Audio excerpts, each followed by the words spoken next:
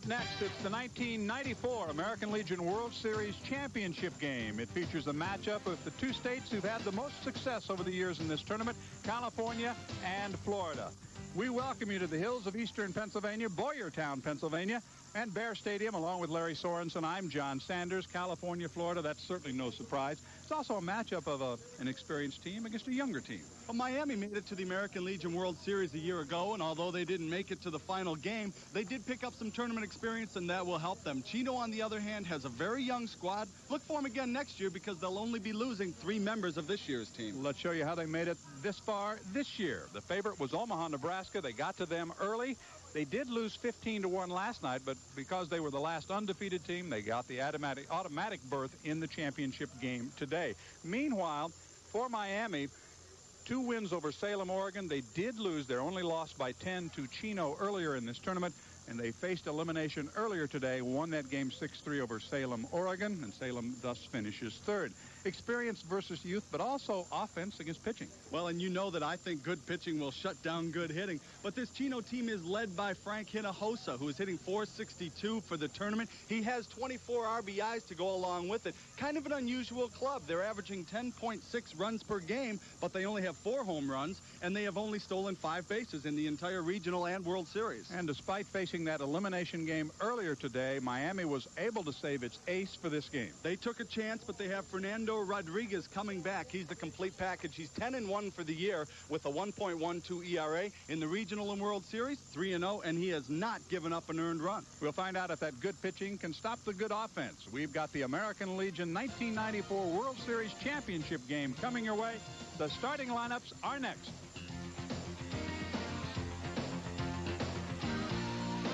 The American Legion World Series for 1994 is being brought to you by Buick and your local Buick dealers, and by Gatorade.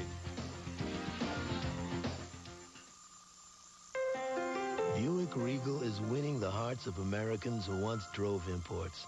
Now they're demanding Buick quality, and they appreciate Regal's unique features like remote keyless entry, dual-zone climate controls, and steering wheel radio controls.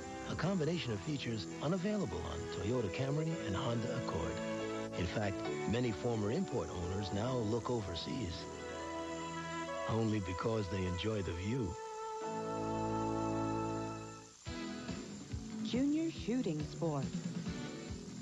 Flag education. Boys State. Veterans benefits. Community service. Looking for real community involvement? High school oratorical contest. Look to the American Legion. Baseball. 3.1 million wartime veterans asking you to become a part of our community service. If you're gonna come out to play, you better not fake it. Kick it!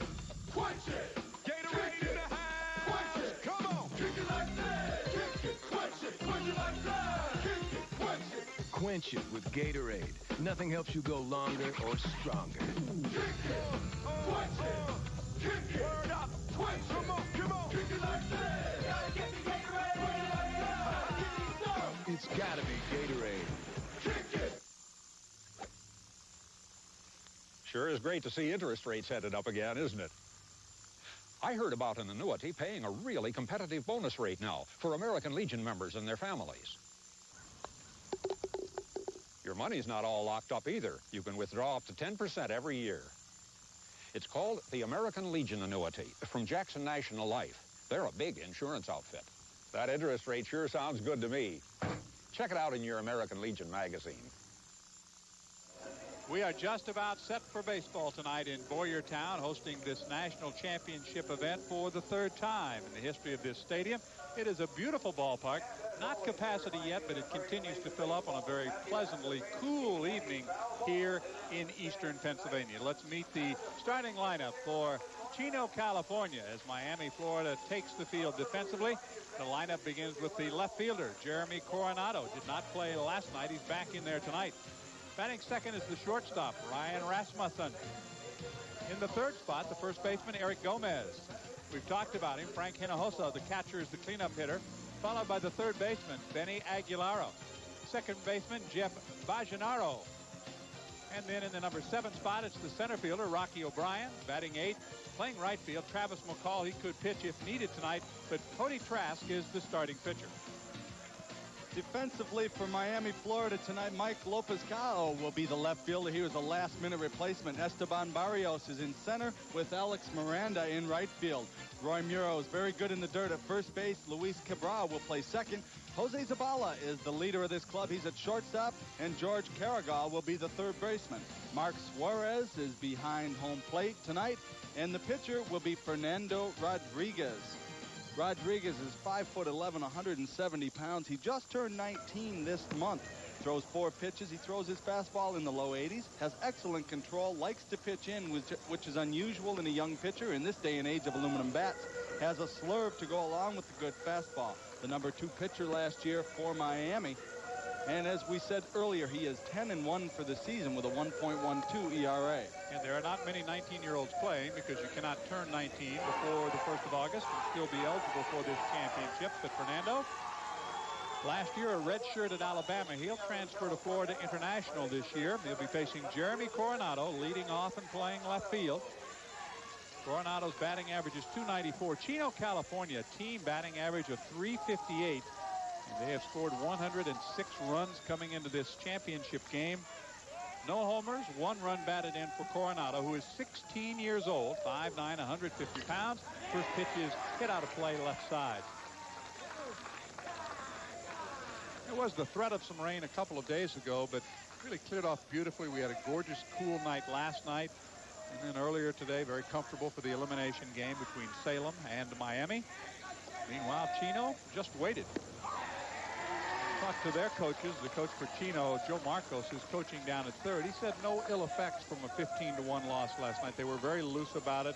Preferred to play only 1 game today rather than 2. It's a loose ball club, so they were all laughing and joking around after the game last night, so no ill effects from that. Skied into right center field. Barrios is there for out number 1. The ball game is underway.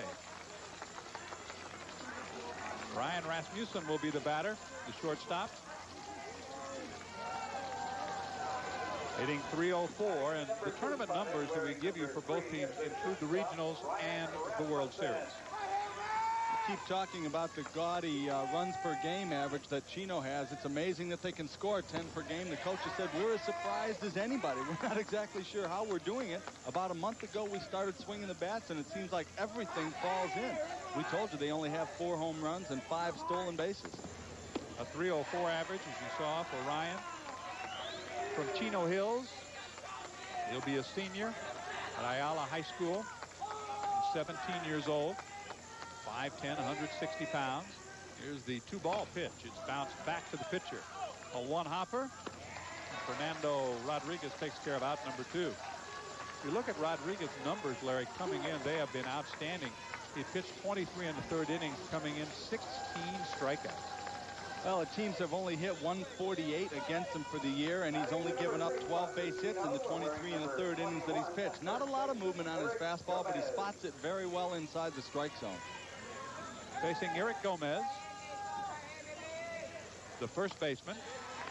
Gomez is 18 years old. He'll be a freshman at Cypress Junior College this year. They call him Diesel. I think you can see why. 6'2", 190-pounder. Fouls that one out of play. He's 18 years old. Most of these players went to either Don Lugo, where Joe Marcos is the coach, or Ayala High School, where Jim Weiss, who is the pitching coach and is on the bench, is the head coach there. It says 6'2", 190 pounds for the Diesel. I'm not sure that that's an accurate statement at this point in the season. Might be approximations. 2 balls, 1 strike, 2 outs, nobody on. We're just underway. Out of play again. That'll even the count at 2 balls, 2 strikes. He's a gap hitter, though, and a line drive hitter, and he's got pretty decent speed for a man his size. Just 1 home run, as we showed you, but he does have 8 doubles as well. This is the kind of team that Chino is. They hit a lot of balls in the gaps and hope that people can't find them sometimes in the very lush grass that they have at Bear Stadium. It's deep, it's lush. Full count, 3-2, 2 outs, nobody on. Scoreless game, top half of inning number 1. hit on the ground to second base. Cabral up with it. A 1-2-3 top of the first inning. A fly ball to center and a couple of ground outs. So we're going to turn to the bottom part of the first inning in this scoreless ball game. We're going to be setting the lineup for Miami in just a moment. We talked about this ballpark. Let's give you some of the dimensions if we get the opportunity. Not real big because you look down the lines here. It's only 320. It is 350 then in the power alleys, and it is, if you look to straightaway center field out beyond the fence to where the flagpole is, it is 380 feet. I would have to think for the most part a hitter's ballpark. There's no wind at all that is a factor for this ball game tonight. A little bit of wind earlier in the afternoon, but tonight everything is dead in the outfield. The gaps are the area where the ball really carries well. 350 into those gaps. Let's set the lineup for Miami, Florida. Leading off is the shortstop, Jose Zabala. He is the spark plug for this team. Right fielder is Alex Miranda. Batting third is the center fielder, outstanding power man, Esteban Barrios. The left fielder is Mike Lopez-Cao. Mike Suarez doing the catching tonight. At first base, it's Rory Murrow at first base. George Carregal is the third baseman. We saw him with an assist in the first inning. Luis Cabral, the second baseman. And batting ninth is the pitcher, Fernando Rodriguez. And the defense for Chino, Jeremy Coronado, is back in the lineup tonight. He'll play left field. Rocky O'Brien's a football player with very good speed. He's in center, and Travis McCall will be in right field. Erick Gomez is the first baseman with Jeff Bajenaru at second. Ryan Rasmussen is the shortstop, and Ben Aguilera will play third base. The leader of this ball club, Frank Hinojosa. He was a 47th round draft pick by the Dodgers behind home plate. Cody Trask is only 16 years old. He's got a good fastball. He'll get it up to home plate about 85 miles an hour. His secret pitch will be the straight change. You don't see many 16-year-olds that have the confidence to throw it any time in the count, but Cody Trask does. He's a little bit tired because he played on a Mickey Mantle championship team that just finished up. They were national champions. And Cody took some time off from that. Now he's back with Chino. He's 6'2", 190 pounds. He's also a football player. As you mentioned, O'Brien, a football player. He's a tight end. He faces Jose Zabala, 10 for 38 in the tournament. The first pitch is way upstairs. A 263 tournament average for Zabala.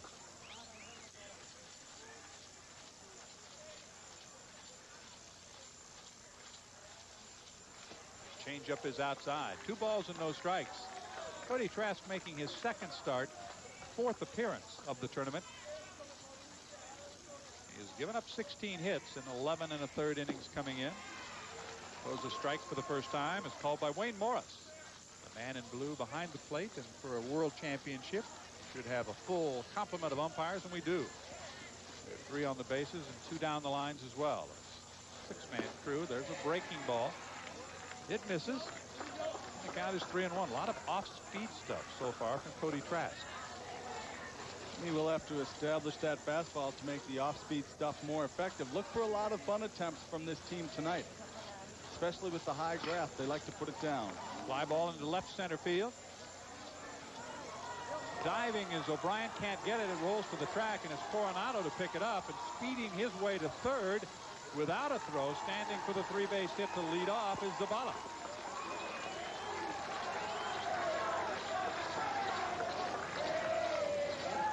Well, it looked like it was going to be a fairly routine fly ball in the gap.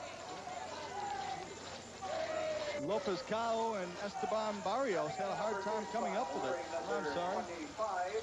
Coronado and O'Brien just couldn't quite get there. There's the dive by O'Brien. Little mix-up in the outfield. Zabala with a leadoff triple, and immediately Miami with a threat. Coming in, the young men from Miami were very happy that Omaha had such an outstanding record, because that took a little pressure off. Here's a team that made it to the World Series last year, got knocked out on the 3rd day. They went 1-2 and went home, but they have come back. Alex Miranda swings and misses for a strike. You see his average of 237.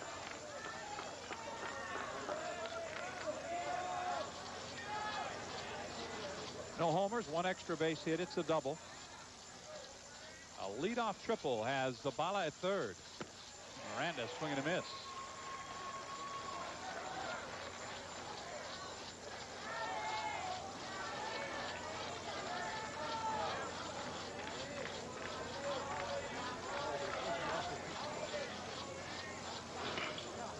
There's a fly ball the other way. The gap toward right center field. McCall and O'Brien. This time O'Brien runs it down, tagging and heading home with the first run of the ball game is Zabala. And Miami breaks out on top. Good job by Miranda, the contact hitter, hitting in the second hole just to make contact, make sure he drives the ball into the outfield grass. O'Brien plays very shallow in center field. He had to go a little bit back to his left, so there was no chance at home plate. Sacrifice fly and RBI for Miranda, his 5th of the tournament. And Esteban Barrios will be the batter. He provides a lot of the power. This is a Miami team that's hit 16 home runs in the tournament, 6 of them by Barrios. Barrios is probably the best player that Miami does have. He's got a chance to be player of the year depending how his tournament ends up. Got 2 grand slams amongst those 6 home runs. Ball kicks out of the glove of Hinojosa. He was their regional MVP.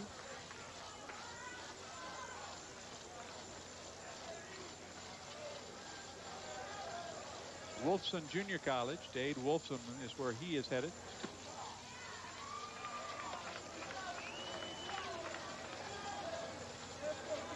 Barrios is 18 years old, 5'9", 160. Looks like he may be a bit stockier than that, too. Check out the legs. You know that he's going to grow into that body even a little bit more. There you notice he does have the open stance, but his first move with that open right foot is back toward the pitcher. Yeah, right back towards the pitcher so that he can drive the ball. He's got good power to the opposite field. Also has very good speed. He's got 12 doubles in the tournament. The 3-1 pitch is swing and a miss, and it's full of 3-2. A leadoff triple by Zabala, the sacrifice fly by Alex Miranda, and Miami, Florida. Leading Chino, California, 1-0 in the championship game of the 1994 American Legion World Series. Strikes him out. Looks to me like Cody Trask got just a little bit ticked off that he gave up a run so early in the ball game, so he went back to his fastball. He started the ball game off throwing some off-speed stuff and some curveballs. He just blazes this one past Esteban Barrios. This is my fastball. Let's see what you got. Throws it right down the middle, right by Barrios. Out number 2 of the inning.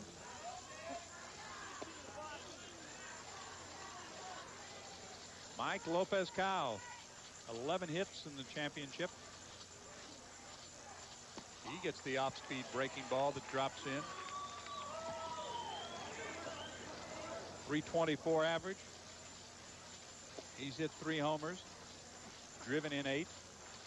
He is in left field. Swing and a miss. Lopez-Cow has some tournament experience. College World Series tournament experience for the University of Miami. Member of the squad that played in Omaha this past summer. 19 years old. That last curveball was a very effective pitch from Cody Trask. What he's going to do with a curveball that big is try to throw it out of the strike zone. If he has to keep it inside the strike zone, he can get hurt with it because it is off speed and the hitter has time to adjust. He's got to throw it out of the strike zone. Filed away, the count remains 1-2 strikes. A run on 1 hit so far here in the inning. Here's the big curveball. Now, if this stays knee high 2 pitches ago, it means that he's going to get hit with it. But watch how it breaks down out and gets the batter thinking it's going to stay up there, but it doesn't. It dips down to the dirt. Good pitch. Goes back to the fastball, and he fouls it back. Count remains 1-2 strikes. On the 19-year-old left-hand batting Mike Lopez-Cow, graduate of Southwest High School. He's also done some catching, but he's being used on this Legion team in the outfield. Did not play last night, was back in the lineup this afternoon for the elimination game. Miami stayed alive with the 6-3 victory over Salem, Oregon. Our congratulations to the young men from Salem, picking up 3rd place in the '94 tournament. Went for a pitch away, strikes out. A couple of strikeouts, but a run in the inning. So after 1, it is Miami leading Chino 1-0. Back for the top of the 2nd in Boyertown in just a moment. Hi, I'm Bill Harford, Executive Director of Valley Humane Society, here at Western Hills Country Club in Chino Hills, California, getting ready for our 6th annual Classic. September 26th, mark your calendar. We're going to give away a car for a hole-in-one, sponsored by M.K. Smith Chevrolet. We're going to give away a $10,000 golf vacation, sponsored by A&S Travel in Chino. Join us to support our feathered and furry friends at the 6th Annual Dogleg Classic. Greatness, thrashing rage, burning desire, as they met their destiny with the man on the moon. The MTV Video Music Awards, a stunning exhibition of outrageous behavior. Join us this year for a whole lot more. September 8th, live from New York City. Plug in. Catch the MTV Video Music Awards September 8th. The one station in LA big enough to sponsor the whole thing is 102.7 KISS FM. The night.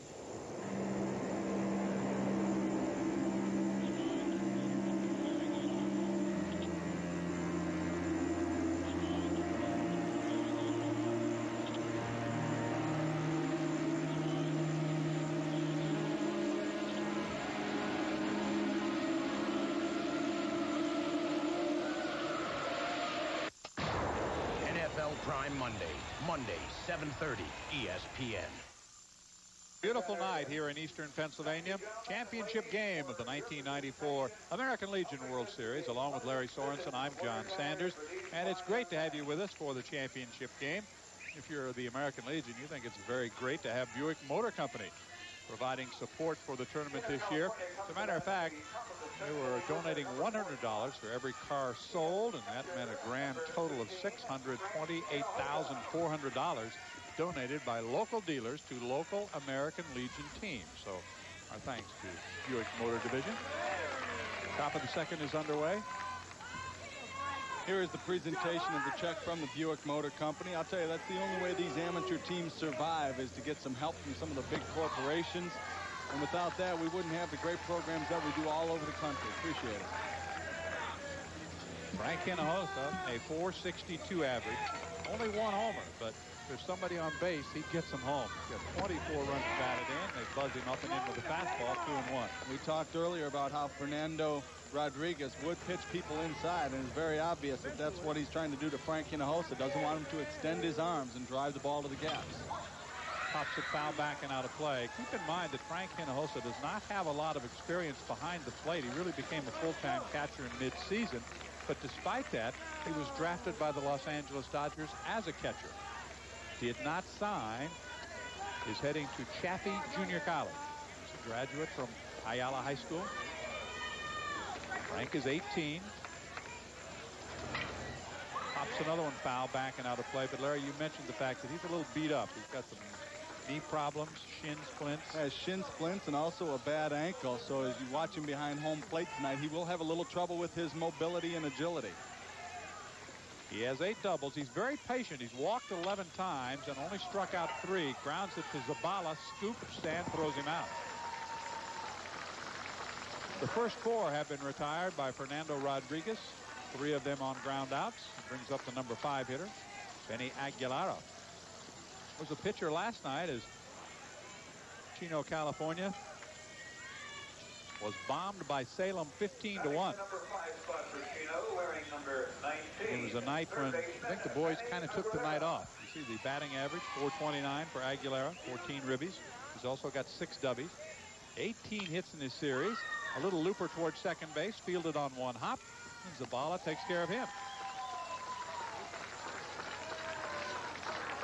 That ball really jammed Aguilera as well. Again, Fernando Rodriguez going inside with the fastball.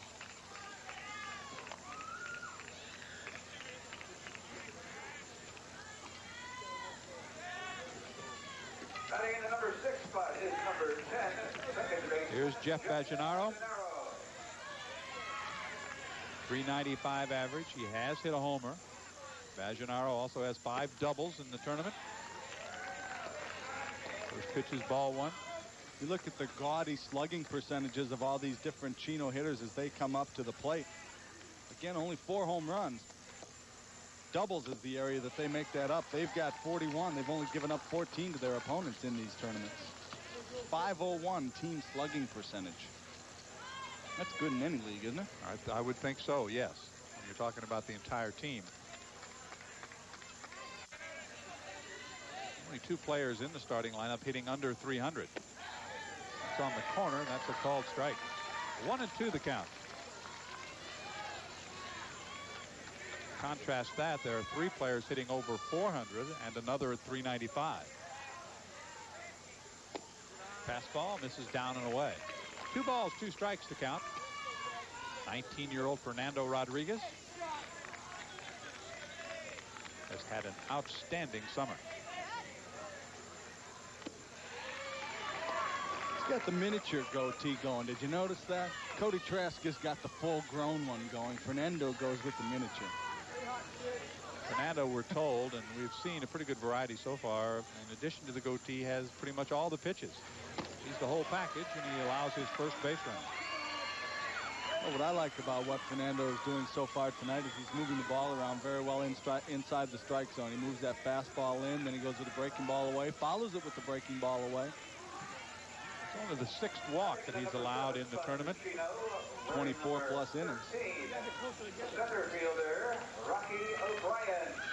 You watch the signs from Carlos Hernandez. What he's doing is giving the location of how he wants his club to pitch to the opposing hitters.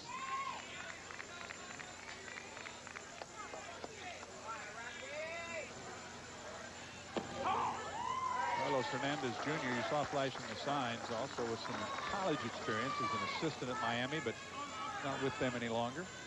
Rocky O'Brien. Larry mentioned the football abilities, and that kind of split Rocky O'Brien's time, especially in the regional. He had to fly back and forth between football practice at Ayala High School, where he's going to be a senior, and the regional. But he's here for the championship round and in the final game. He's a running back and a linebacker. That 1-1 pitch is a good one, in for a strike. And Coach Joe Marco said sometimes Rocky brings that football instinct out to the baseball field. Very aggressive, particularly in the outfield. Has very good power. Also very good speed. He'll be a senior this year at Ayala High School. But this is his final year of Legion baseball. And the outside corner, a great pitch to strike out, a walk and a man left. We played an inning and a half in Boyertown, Pennsylvania. 94. American Legion championship game. Miami leading Chino, California 1-0. He packs heavy. She packs light. She wears silk. He wears wool. He's comfortable at 68 degrees. She prefers 72. Good thing they own a Buick Park Avenue with available dual-zone climate control. 72 for her, 68 for him. Too bad everything isn't as accommodating as Park Avenue. From Buick, the new symbol for quality in America. Keith told us that he would never, ever get a chance to meet Ken Griffey, and Make-A-Wish has granted that for him. Hi. Hi. How are you? This may be the only wish that he ever has. And it's like, yeah, I've never turned anyone down, and I won't, because you never know how long they have. Anything you want to know? Keith said the only thing I want from you is a bat, and he wanted to toss. Those are the only 2 things that he wanted. It's an experience that you can't forget. Is this your favorite player right here? Yes. You picked a good one. Junior shooting sports. Flag action. Boys State. Veterans benefits. Community service. Looking for real community involvement? High school oratorical contest. Look to the American Legion. Baseball. 3.1 million wartime veterans asking you to become a part of our community service. America's veterans face real challenges in getting their earned benefits. Books and pamphlets tell how to apply to the Veterans Administration, but with complicated forms and regulations, veterans need personal service. That's why an American Legion service officer is a real friend. You don't need to be a Legionnaire for us to help you. The American Legion service officer proves we remember the vet, so no one forgets. And because there are so many young players involved in this World Series, Larry, the Major League Scouts do show up and start taking an early look at maybe some future prospects. Well, they have some free time on their hands as well. 1-0 lead for Miami, Florida. As to come up to bat in the bottom of the 2nd inning, Mark Suarez, the catcher, will lead off, followed by Roy Muro and George Carragal. 5, 6, and 7 due up in the inning. Suarez is 18 years old. He'll be a freshman at Florida International University this year. 206 average, a couple of homers. 7 runs batted in, so not much for average, but more in the power department. Hits this one hard, but foul past Carlos Hernandez Sr., who's coaching at third.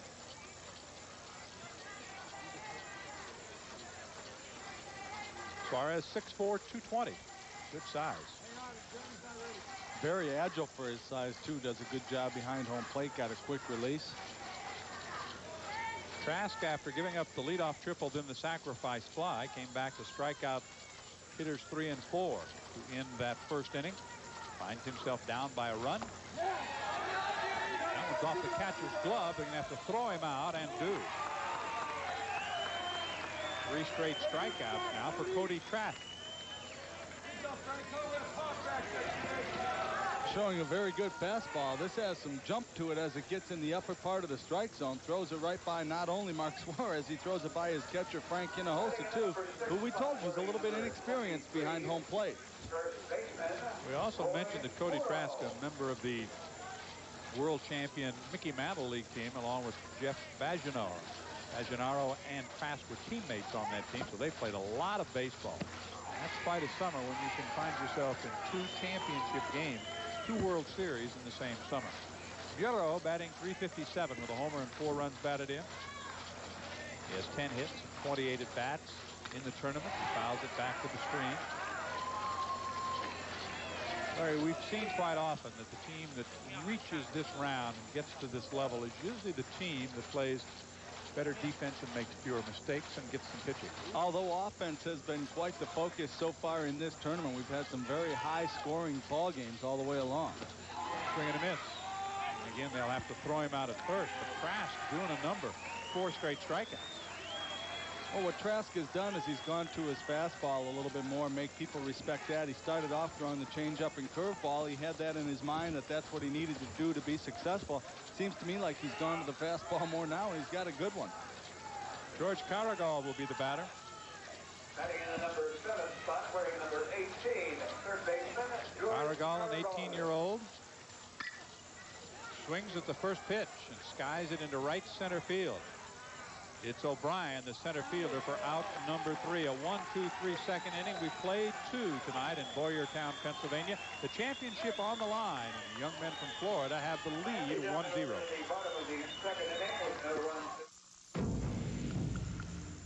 When you're active, your body heat increases 15 or 20 times. You become dehydrated. As soon as 30 minutes. You lose fluids. Up to 2 quarts of sweat per hour. But more than anything else, you get thirsty. Gatorade Thirst Quencher. Drink it. No other beverage enters the bloodstream faster and rehydrates you better. Chug it. Nothing quenches a deep down body thirst better. Scientifically tested, athletically proven. Gatorade Thirst Quencher. It's gotta be Gatorade. The American Legion Child Welfare Foundation has awarded more than $2 million in grants to aid the children of America. Areas like child abuse and neglect, drug abuse, and Rise syndrome are just a few of the concerns helped by the American Legion Child Welfare Foundation. You can help. Contact your local American Legion post. Together, you and the American Legion Child Welfare Foundation can make a difference in the future of America's children. You know, a college scholarship search can really wear you out. GPA, SAT, school and community involvement, it all counts. You can't forget the tests, the essays, and, well, you get the picture. But the American Legion National High School Oratorical Contest is different. Research the United States Constitution, write a speech, deliver it, win, and your college scholarship search has been made much easier. So look into the contest in your area. I'm glad I did. Attention prospective college students. Future plans fuzzy? Looking for money to help? Sources of little-known grants, colleges, and career development possibilities can be found in the American Legion's Need-A-Lift. Need-A-Lift is a source of information and a whole lot more. If your high school doesn't have a copy, order your own for just $2 from National Emblem Sales. Post Office Box 1050, Indianapolis, Indiana, 46206. Let Need-A-Lift carry you into the future. Question. What do you call hockey when the ice melts? Roller hockey international. The Portland Rage takes on the Buffalo Stampede in the championship game. All the action, cold ice.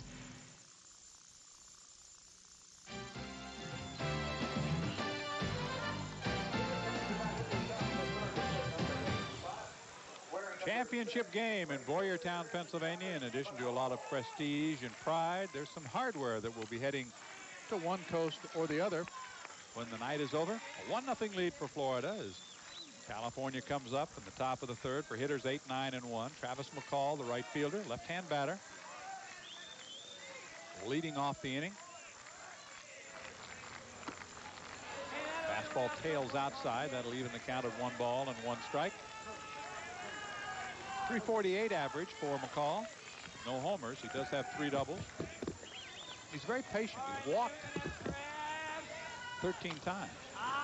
Excuse me, he has 1 triple and 3 doubles. That's his extra base total.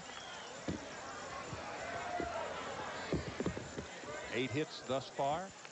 He's down in the count, a ball and 2 strikes. Fernando Rodriguez is yet to allow a hit. The only base runner was Bajenaru, who walked in the second. There's a good breaking ball. Looks like a slider, Larry, right on the inside part of the plate. Well, it's more of a slurve. It's combination fast or slider and curve, and he's been throwing him fastballs away, set it up very well with that, and then comes down and in, which is a left-hander's nitro zone, the power zone, but he's a little bit late on it. Tries to adjust his swing because he was looking for something away, and Travis McCall is out on strikes. Here is Cody Trask, the pitcher. Batting for the 12th time in the tournament. He has 3 hits. Keep in mind, Trask is only 16 years old. He's been playing on the varsity baseball team since he was a freshman. They really like his changeup. The fact that he's not afraid to throw it at any point in the count when he's pitching. I'll tell you what I like is the live arm that he's showing. He's thrown some good fastballs tonight. Keep in mind that just for this tournament, the pitchers are hitting. They've used the DH all summer long, so some of these kids didn't get that many at-bats during the course of the regular season. 1-1 pitch is lined toward right field. It'll drop for a single. Miranda had to come in and play it on the hop, and Cody Trask gets the initial base hit. One pitcher off another. First hit for Chino. Trask waiting for his warm-up. Here comes the pitch from Fernando Rodriguez. A fastball right down the middle. Thought he could get away with just throwing it by Cody Trask. And Trask flared it into right field for a hit. That'll bring up Jeremy Coronado. Flight out to center his first time up. Absolutely no wind at all. It is just a beautiful night here in the countryside to the northwest of Philadelphia. The bunt attempt, the running bunt attempt by Coronado. I think even the young men from Chino are a little surprised at the offensive explosion that they've had. It really kind of started in the States and continued as they moved into the regionals and now the World Series. No question about it. Joe Marco said that it is a club that was not built around their offensive prowess, and yet somewhere about a month ago he said they tuned it up. Everything started falling in for him. Quick throw to first base, but Trask is back. Kevin Bowler is the first base coach over there. He had been an assistant to Jim Weiss at Ayala High School. He's not in the high school coaching profession anymore. The bunt is down. The throw to first is in time.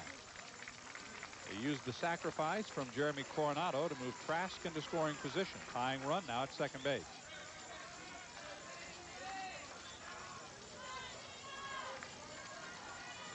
Good fundamental baseball right here. Squares around early, gets a pitch with a little bit of movement on it, sinking down. He pushes it down. A nice play by Carrigal to come in and makes a strong throw to first base. Good bunt on a high fastball.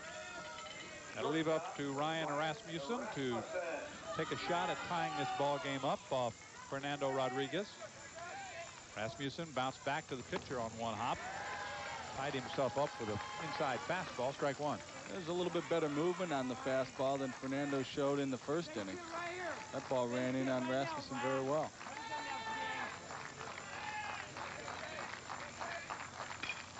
Tries to go to right field and does. Just out of the diving reach of Cabral. Here comes the throw to the plate. Here comes Trask. He hits the dirt. He's out at home plate. They cut him down at home, and the tying run turns out to be out number 3 here in the top of the 3rd inning. So Trask will have to go back to work in the bottom half of the 3rd. And out at home maintains a 1-0 lead. Very strong throw from Alex Miranda. Solid base hit, so the sacrifice bunt work, getting the runner in a scoring position. Here comes the throw. A nice play by Suarez to block the plate. Looked like Trask may have gotten in safely. Here's a little bit better angle at it. Reaches over, tags him high. I think he might have been in safe, John. But it's still a 1-0 lead. Bottom of the 3rd coming up. We're transforming your world with Tronic Superhighway. And only Comcast puts you in the fast lane.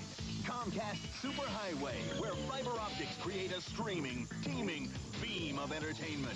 Full of laughter, tears, knowledge, cheers. Active TV today, interactive TV right around the next curve. The electronic superhighway, and only Comcast puts you in the fast lane.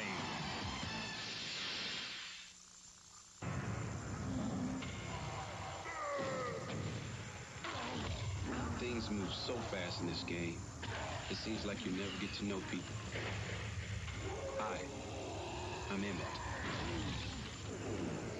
Nice to meet you. All men are created equal. Some just work harder in the preseason. Reebok available at Sports Chalet.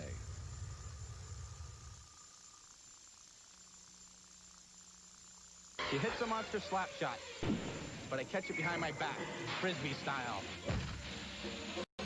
And everyone's so stunned, I start skating. My coach is yelling, "Go!"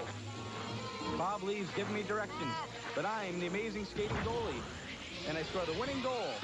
Wow! Which gets me a dance with Ty Babylonia. Yeah, that's my Sports Center highlight. 1-0 Miami has the lead, and here's why. Strong throw from Alex Miranda, a little bit up the right field side. Suarez reaches for it, and when he dives back, he makes the tag high, which is what I think allowed Cody Trask to get in safely with the foot. There's another shot. You see he tagged him up in the hip area. I think that the foot gets across home plate first. But you don't have a vote, and Wayne Morris does, and he said he's out, and that's the way it stands. Good slide to the outside corner of the plate by Trask. But you notice he didn't argue. One thing you won't see these Legion players do is cause a beef after the play. Breaking ball in the dirt for ball 1 as we start the bottom of the 3rd. Cabral leading off, the second baseman.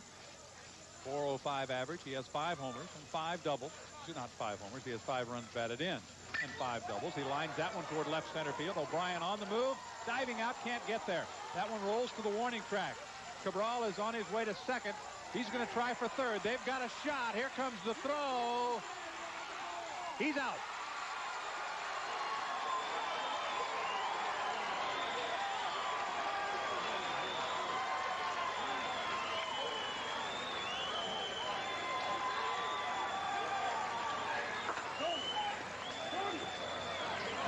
Great effort by Rocky O'Brien in center field. The ball goes off of his glove. Good job on the relay to get the ball back into the infield as quickly as possible. Cabral was going to be out if the throw is even close.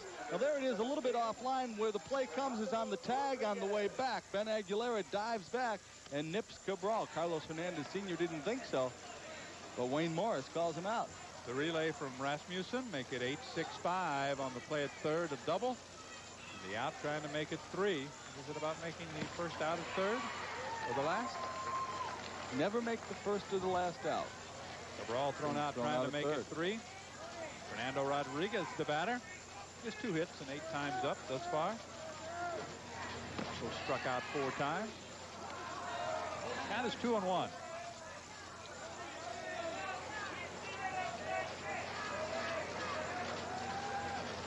One nothing. Florida has the lead. Cameron is fouled straight back to the screen. That'll even the count at 2 balls and 2 strikes.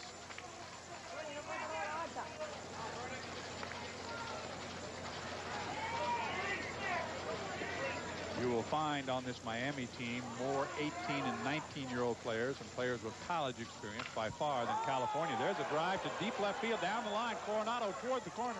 That ball is gone. It shocked Rodriguez. He stopped at first. Somebody said, keep going, Fernando. You've just hit a home run. It's obvious from the swing that batting is not Fernando Rodriguez's strong point, but as he bailed out a little bit, the fastball tailed to the inner part of the plate, and as he was bailing, he was wailing, and he got good aluminum on it, hit the ball out of here. Watch as Fernando backs away from home plate a little bit on this swing, but the pitch tails to the inside part of the plate. His first. And that was right in his wheelhouse. I think as much a case of Cody Trask hitting the bat as anything else. You might be right, but it counts as a home run and a 2-0 lead for Florida. Cody Trask choked up a little bit on the bat. The ball tails in, actually off the plate. Here he's running. He doesn't know if it's going to get out or not. Does a little Carlton Fisk to try to keep it fair. And says, yes, I got one. He did get one. And he's still surprised. That is the third hit, the second in this inning. Try to cool him off a little bit. 2-0. Miami, Florida leading Chino, California. The championship game of the 1994 American Legion World Series. I think it'd be safe to say that Fernando didn't hit too many of them during the regular season.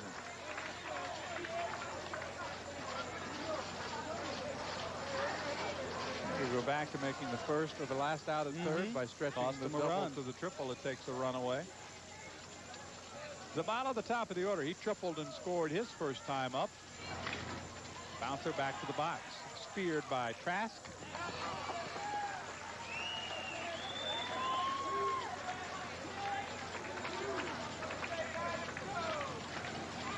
Good athlete, Cody Trask. 6'2", 190 pounds. He's a tight end in football. And there were some who were wondering why you would give it to a guy whose ERA in the tournament was 10.32. But he was very confident when we talked to him prior to the ball game that he could get the job done. Biggest problem was he came in with a tired arm, which threw his control off. He had 9 walks in the 11 1/3 innings that he had pitched coming into this baseball game. 2-0 lead for Florida as they bat here in the bottom of the third inning. To slip a bunt down and can't do it. 0-2. We're at Bear Stadium in Boyertown, Pennsylvania, hosting this American Legion World Series for the third time. We were here in 1991. Right down Main Street for strike 3, but a 1-out home run off the bat of the opposing pitcher makes it a 2-0 lead for Florida. California coming up for their hacks in the top of the fourth when we come back. America's veterans face real challenges in getting their earned benefits. Books and pamphlets tell how to apply to the Veterans Administration, but with complicated forms and regulations, veterans need personal service. That's why an American Legion service officer is a real friend. You don't need to be a Legionnaire for us to help you. The American Legion service officer proves we remember the vet, so no one forgets. What's up, Chief? Yeah. The first time I came here, I was like, man, it's not really fair. And when you think about the problems that these kids have, your problems don't look all that big. How are you feeling better, sweetheart? It helps me be a better ball player. You got to get out to the game, man, when you're feeling better. I can go out and say, hey, this is for these kids. I'm out there playing not just for myself, but for them. Because, you know, if I was hitting 200 or stuff, they'd probably be like, who's this guy? You know, get him out of here. Someone very special is on that train. That's why you're driving a Buick LeSabre. You love its powerful V6 engine, anti-lock brakes, and steel safety cage body unit. But you bought LeSabre for the dual airbags. One for you and one for that very special person who sits next to you. LeSabre from Buick, the new symbol for quality in America. Pitching. The hot dog. No hitter. Having fun. Well, the family atmosphere. Everybody should play a part. How about you guys doing your part? My part? I share my peanuts. Here, I bring my son. what? I hit him as hard as I can. I don't drink and drive. No drinking and driving. We need designated drivers. We're leaving the game. We're alcohol-free. We're getting home safe. Keep baseball fun. The preceding message was furnished by Major League Baseball. Good ball game thus far in Boyertown, Pennsylvania. Miami leading 2-0. Chino coming up for the top of the fourth inning with Gomez, Hinojosa, and Aguilera. I mentioned the fans here. There'd probably be a lot more of them if Boyertown had made it. And that's not unusual because when they opened this stadium in 1982, Boyertown made it here and won it all, initiating this stadium in fine fashion. I mentioned we were here in 91, and Boyertown had an outstanding team this year. They got to the regionals but couldn't make it to the national final. Well, the city has turned out very well in support of these players. Each team is led by a host, service club of some type within the community, and all the coaches made sure to mention to us that their particular host took very good care of them, taking them around, showing them the places to eat, doing a little bit of sightseeing, and entertaining the kids while they were here for this past week. 1-1 pitch. It's a breaking ball down low.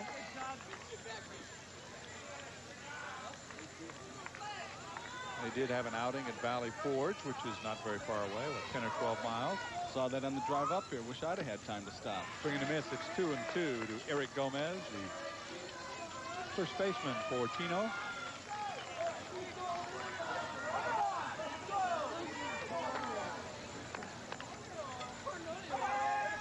'18-year-old Erick Gomez of the Cypress Junior College. The count is 2-2.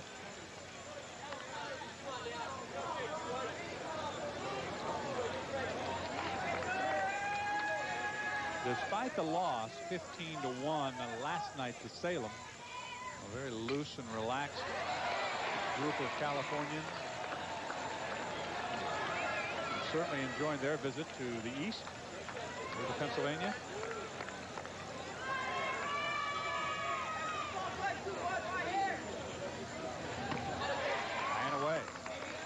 Full count, 3 balls, 2 strikes.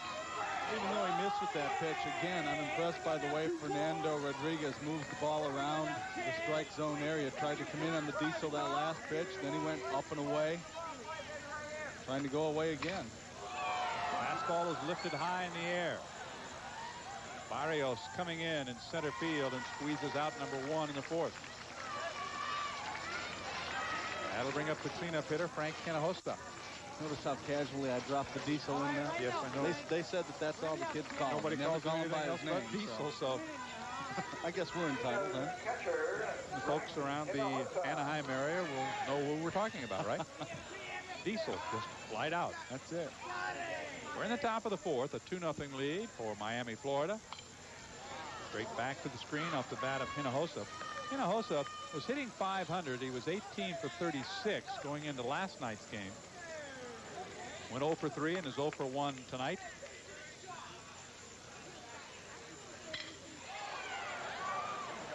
And you saw a quick glimpse of the nickname on the back of his helmet, which is Beast. And the Beast, after the diesel, they both hit the ball to Barrios in center field.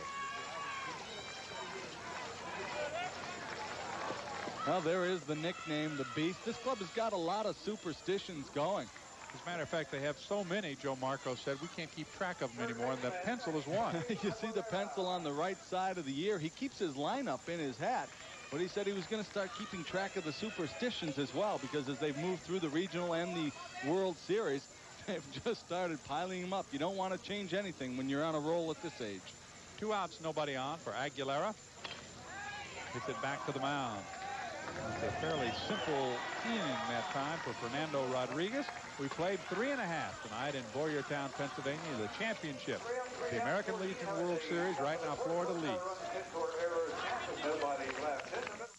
Baseball encourages team spirit, fair play, and loyalty for the home team. So does membership in the American Legion. That's why more and more Legionnaires are carrying the American Legion Visa cards. They know they're getting the best in credit card service while supporting the Legion's goals and helping their fellow veterans. Carry the American Legion Visa Gold and Classic Visa, because in life, as in baseball, you gotta have heart. If you're gonna come out to play, You better not fake it. Kick it! Quench it! Gatorade in the house! Quench it! Come on! Kick it like that! Kick it! Quench it! Quench it like that! Kick it! Quench it! Quench it with Gatorade. Nothing helps you go longer or stronger. Kick it! Quench it! Kick it! Word up! Quench it! Come on! Come on! Kick it like that! Gotta get the Gatorade! Quench it like that! Give me some! It's gotta be Gatorade. Kick it! Junior shooting sports, flag education, boys state, veterans benefits, community service, Looking for real community involvement? high school oratorical contest, Look to the American Legion.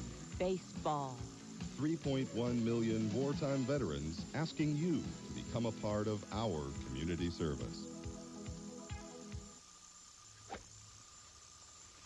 Sure is great to see interest rates headed up again, isn't it? I heard about an annuity paying a really competitive bonus rate now for American Legion members and their families.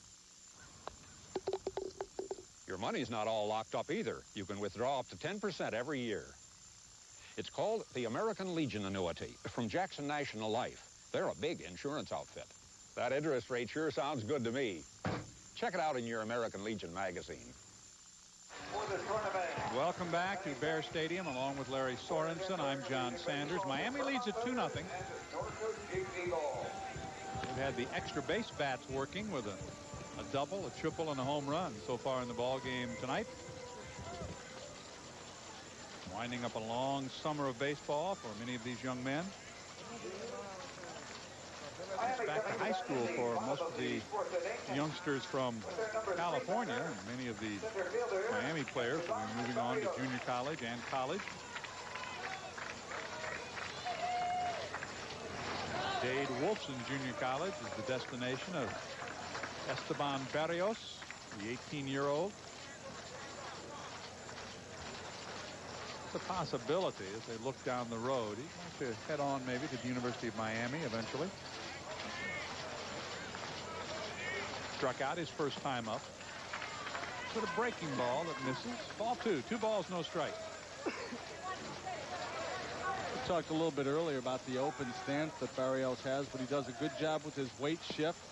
Takes his stride right towards the pitcher, gets himself into a good hitting position. And he's very quick through the hitting zone. Yes, quick bat. There's the open stance with the right foot a little bit more towards that first base line. But then there it goes back towards the pitcher. Quick hands. Roy, what did you start him with? What did you start him with? Probably the most talented player on this team with an opportunity for the Player of the Year award. He's aboard to start the 4th inning. That is the first walk of the ball game for Cody Trask.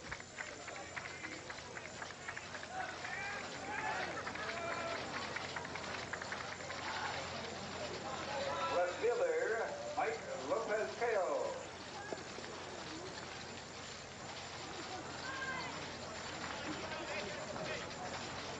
Lopez-Cayo, the batter. In a 2-0 ball game. He's the cleanup hitter tonight.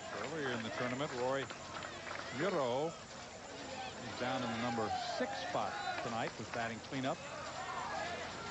A long look at Carlos Hernandez Sr. at third. Had only 5 hits between the two teams. A couple of singles on the board thus far for Chino. We've had a triple, a double, and a home run. All extra base hits thus far for Miami. Leadoff man aboard. Tried to stay back on the breaking ball, swung and missed, but the ball got past the catcher, and down to second base on the play goes Barrios. The thing that makes the breaking ball so effective from Trask is the off-speed delivery of it. Not only a big break, but he also takes a lot off, and it just gets away from Hinojosa again. We mentioned Hinojosa does not have a lot of experience behind the plate. In this situation with a man on, he's got to go down to his knees and try to block that ball to keep it in front rather than just reaching for it. He tried to pick it, and it did not work. The count is 1-1, and a runner in scoring position. Another breaking ball. Again, it's in the dirt. And this time he does go down to the knees to keep the ball in front of him. The inning began when Barrios walked. He moved up And the ball that got away from Hinojosa. Bob Ellis is doing our official scoring. I'm not sure whether he said pass ball or wild pitch. Well, because it was in the dirt, chances are it was a wild pitch. However, on the off-speed breaking ball, that's the kind of a pitch that is relatively easy to block. Count now is 3-1. One plate beginning to jump around just a bit for Cody Trask.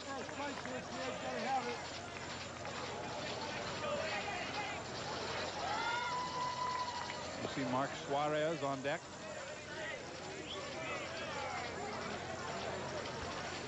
Nobody out.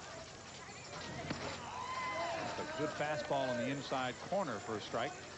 Full count, 3-2. That pitch did catch the inside corner, but it wasn't where Frank Hinojosa wanted the ball to go, so Trask is having a little bit of trouble with his control. Again, setting up outside is Hinojosa. Hit on one hop to the first baseman. He throws to third. There's no play there. He thought he made the catch in the air. But immediately the umpire at first went out with the hands flat because he picked it on one hop. I think Erick Gomez just lost a little bit of track of what he was doing out there, because even if he had picked that ball in the air, his play would have been to second base for the force to double up Esteban Barrios. Runners at the corners now. Still nobody out. Miami catcher, Mark Suarez. Here is Suarez. He has 7 hits so far in the tournament. He struck out his first time up. And a chance now for Miami really to try to punch a hole in this ball game a bit and build a lead. Every run you get with Fernando Rodriguez pitching is going to make it that much tougher to come back. In for a strike. 1 ball and 1 strike. Again, we'll have to double check the official scoring, but I guess you'd have to give him the fielder's choice on the play. And there you can see the Miami cheering section, led by the mothers of Jose Zabala and Luis Cabral. There's not very many of them, but they make a lot of noise. Tried to hold up. Did he go? Yes. 1-2 to count. They have coins inside of cans, and they are constantly in motion with a variety of chants when Miami is batting. They've been shaking them all week long. They got to have the strongest arms in Boyerton right now. That's better than lifting weights. Runners at first and third, nobody out. Trask in some trouble. Throws the breaking ball. Again, they'll appeal. No, not this time, says Scott Erick, the first base umpire. Wayne Morris is calling the balls and strikes. Tony Gasandi at second base and Dave Lesko at third. Down the lines, Ken Scholl in left and Glenn Wood in right. The umpiring crew. Hit hard but foul, way out in front and way out of sight. Not very far down these lines, Larry. If you can turn on a ball and keep it fair, it's only 320. And the ball carries very well in this ballpark when the elements are the way they are tonight. Flags absolutely laying straight.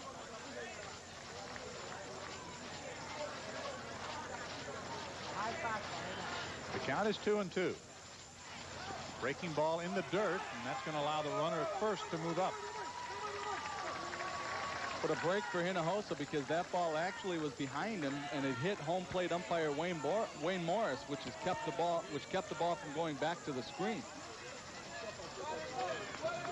See the breaking ball again short. Hinojosa goes down, it bounces over his chest, it hits Wayne Morris in his chest, but stays right there for Hinojosa. So a break for Chino.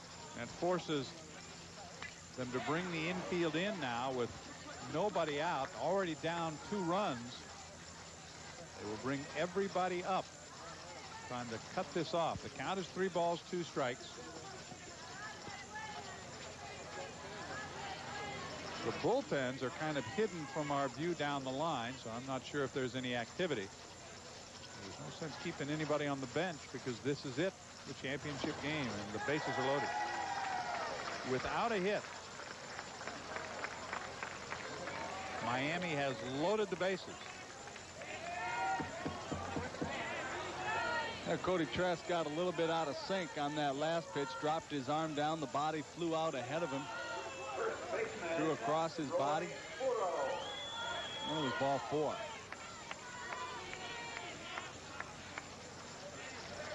There is now activity. That's Steve Rodriguez, the right-hander, warming up.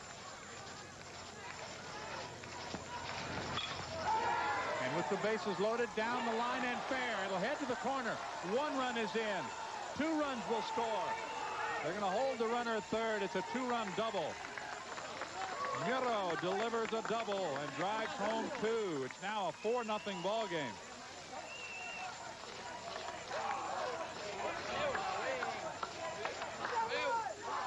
Trouble of his own making for Cody Trask with the 2 walks that loaded the bases. Gets a fastball into the wheelhouse of Roy Muro, who drives it down the right field line. Now, the value of having another umpire in the outfield, Glenn Wood, is right down there, able to make this call. That's down in the left-hander's power zone, down and in.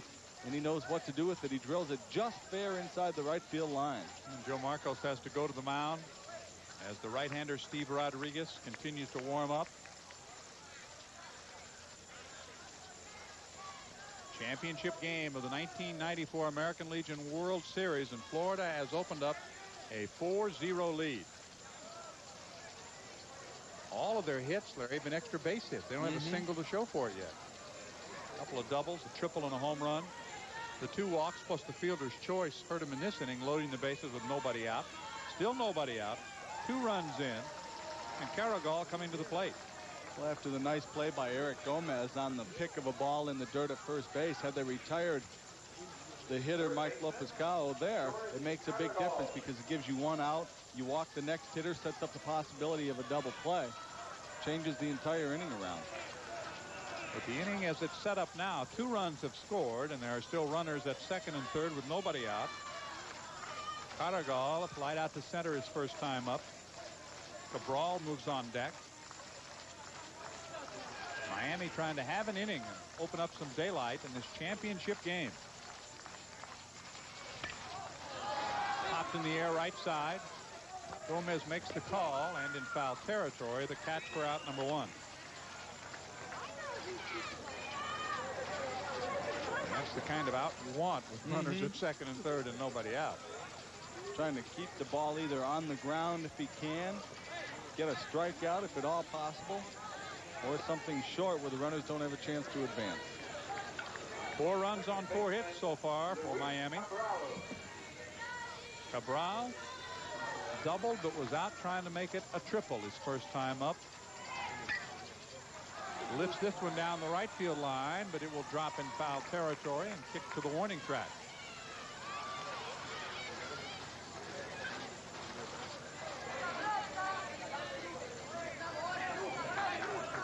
I think what we've seen so far in the early part of this ball game is the difference between a pitcher and a thrower. Cody Trask, a little bit on the younger side, has a very good breaking ball, but he's not been able to locate his fastball, and he's had some trouble with that, just trying to throw it by people. Fernando Rodriguez, on the other hand, has moved the ball around very well, set some hitters up. Larry, part of the difference we talked about at the beginning of the ball game, you got a 19-year-old pitcher with some experience in college against a young man who's going to be a junior, is only 16 years old. And he's got a good arm. He's got the tools. Just needs to learn a little bit more about the art of pitching. I'm impressed with the arm. He's got a live arm. No balls, 2 strikes, 1 out. Runners at second and third. The infield is still in. It's grounded to second base. They're still getting out at first, and they get the run. Cutting it off was Bajenaru, but he could only get the man at first. That allows the runner from third to score. Suarez makes it a 3-run inning. Staying put at second base is Muro. Cabral picks up an RBI, his 6th.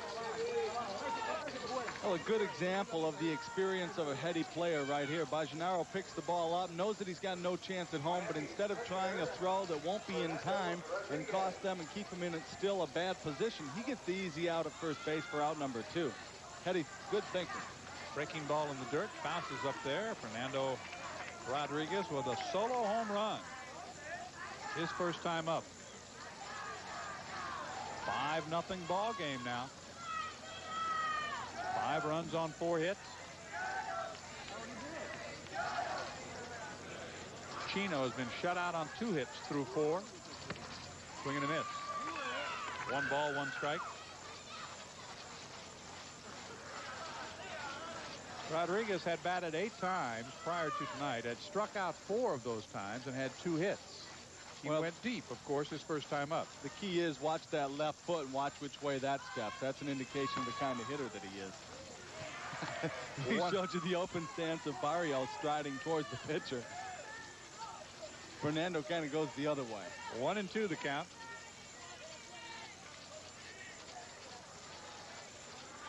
He is the 7th to bat in this 3-run 4th inning. Just sticks the bat out and slaps it foul.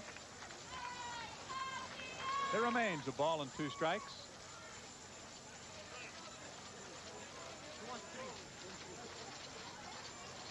Cody Trask trying to battle his way through it and hope he gets some offense to back him up. He's already had Steve Rodriguez throwing behind him. Got him with a breaking ball for strike 3. The inning is over, but they add 3 to their total. We played 4 in Boyertown tonight. Florida 5, California 0. We'll move to the 5th in just a moment. Retinitis pigmentosa is an inherited disease. At first, it's just hard to see at night. It's scary. Then your peripheral vision begins to go.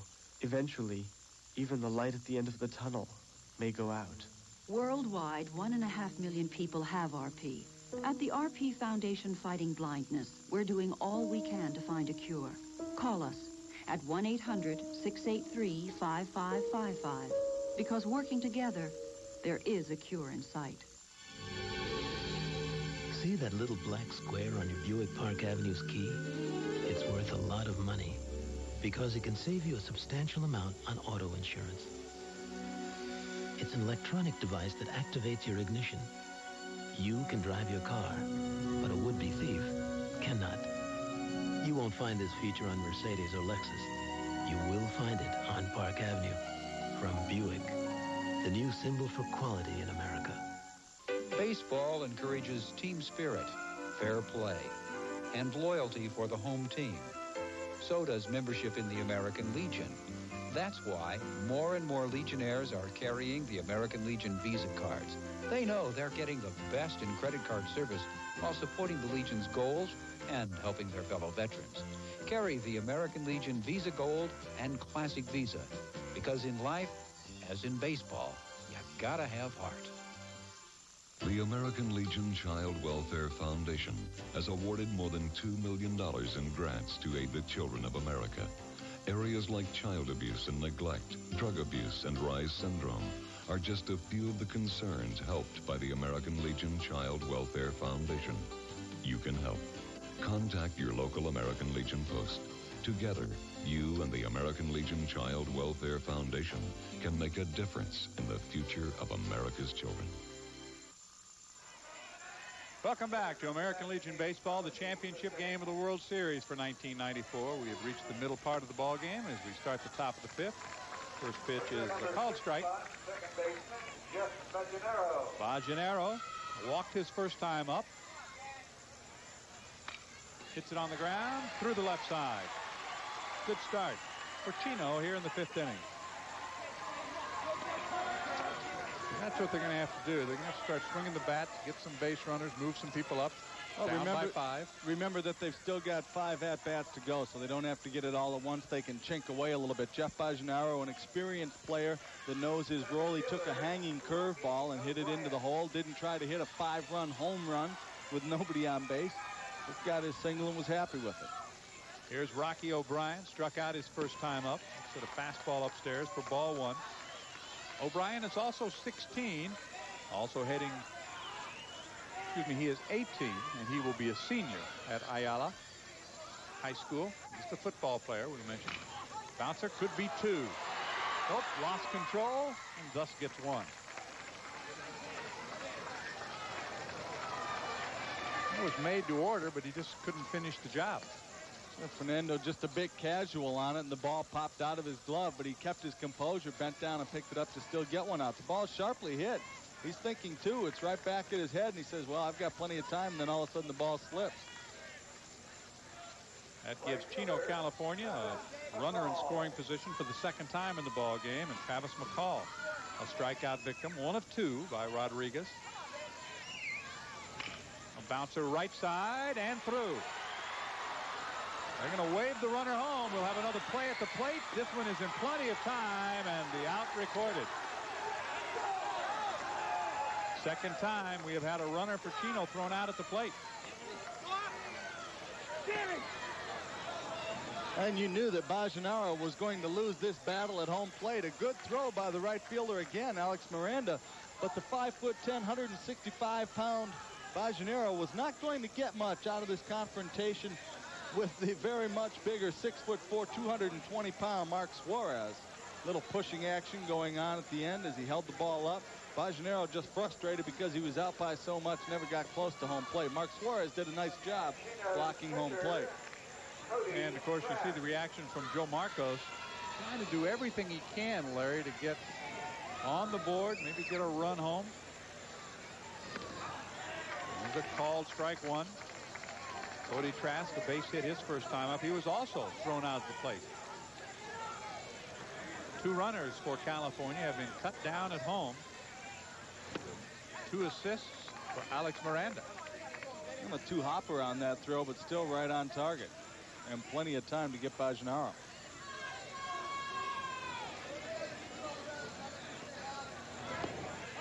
A 1-1 pitch is away. It's 2 balls and a strike. It's a good-looking athlete for a 16-year-old at 6'2", 190 pounds, huh? Well, I'm telling you. I don't think I was shaving at 16. He's got a goatee. Bouncer up the middle. There's one at second that will end the inning. Another runner gunned down at home plate at the midway point tonight in Boyertown, PA. Florida leading California in the championship game of the '94 American Legion World Series 5-0. Now HBO's got something extra. 3 channels of HBO make it easier to find something you like.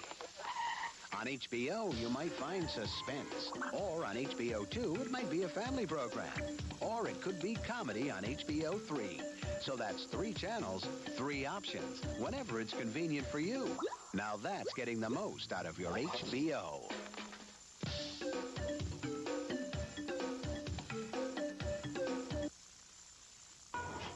Imagine.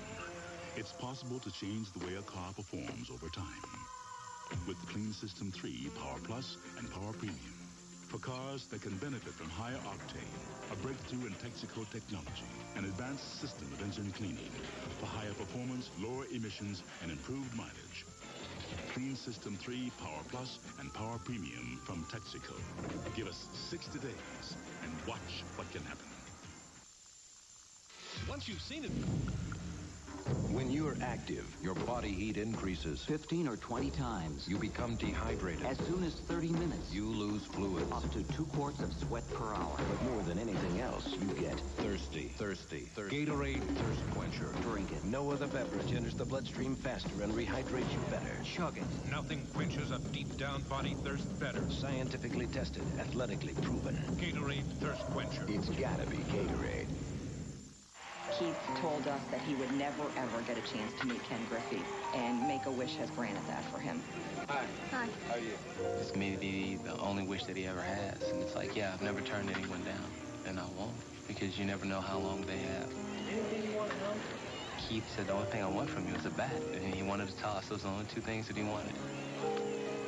It's an experience that you can't forget. Is this your favorite player right here? Yes.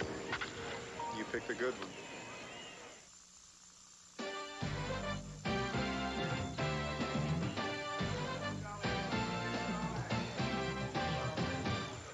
This is the championship game of the 1994 American Legion Baseball World Series. California and Florida have had a lot of success over the years in American Legion Baseball. This is the 69th year of American Legion Baseball, and right now it's Florida on top, 5-0. Top of the order for the bottom of the 5th inning. 5 runs on 4 hits for Florida. They've had all extra base hits, 2 doubles, a triple, and a home run. 4 singles thus far for California.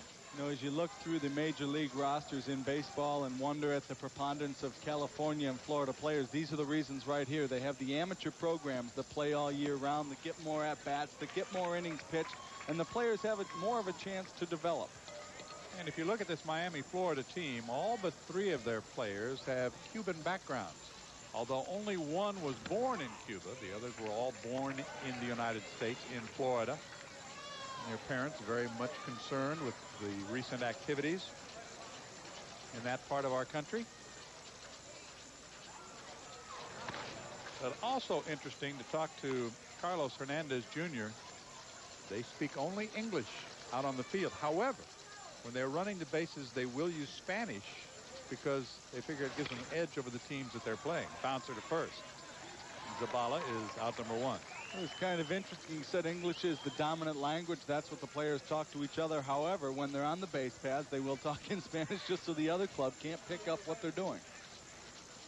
Hits are even at 4 apiece, but Florida leading 5-0 here in the bottom of the 5th inning. And I got to tell you, John, that really surprises me that they only have 4 hits and we've only scored 5 runs. I thought it was going to be more like a 12-10 game. The bunt dribbles foul off the bat of Alex Miranda. Miranda had a sacrifice fly in the first inning as he followed up Zabala's triple with a sacrifice fly into right center. Struck out his second time up. He's not sure they called it foul. And the ump says, when I throw my hands in the air like that, it means foul ball. So Wayne Morris brings and then they'll tell him in Spanish, and then he'll know for sure. We're in the bottom of the 5th. Florida coming the tough way back after that 19-9 loss. In the 3rd game, the winner's bracket game, their matchup with Chino, they were defeated by 10 runs. That meant they had to battle back. They eliminated Blissfield of Michigan, team from your area, Larry, that had such a good tournament. In an elimination game last night, they had to come back in the first game earlier today and beat Salem for the 2nd time in the tournament to win the right to play for the title, and they lead by 5.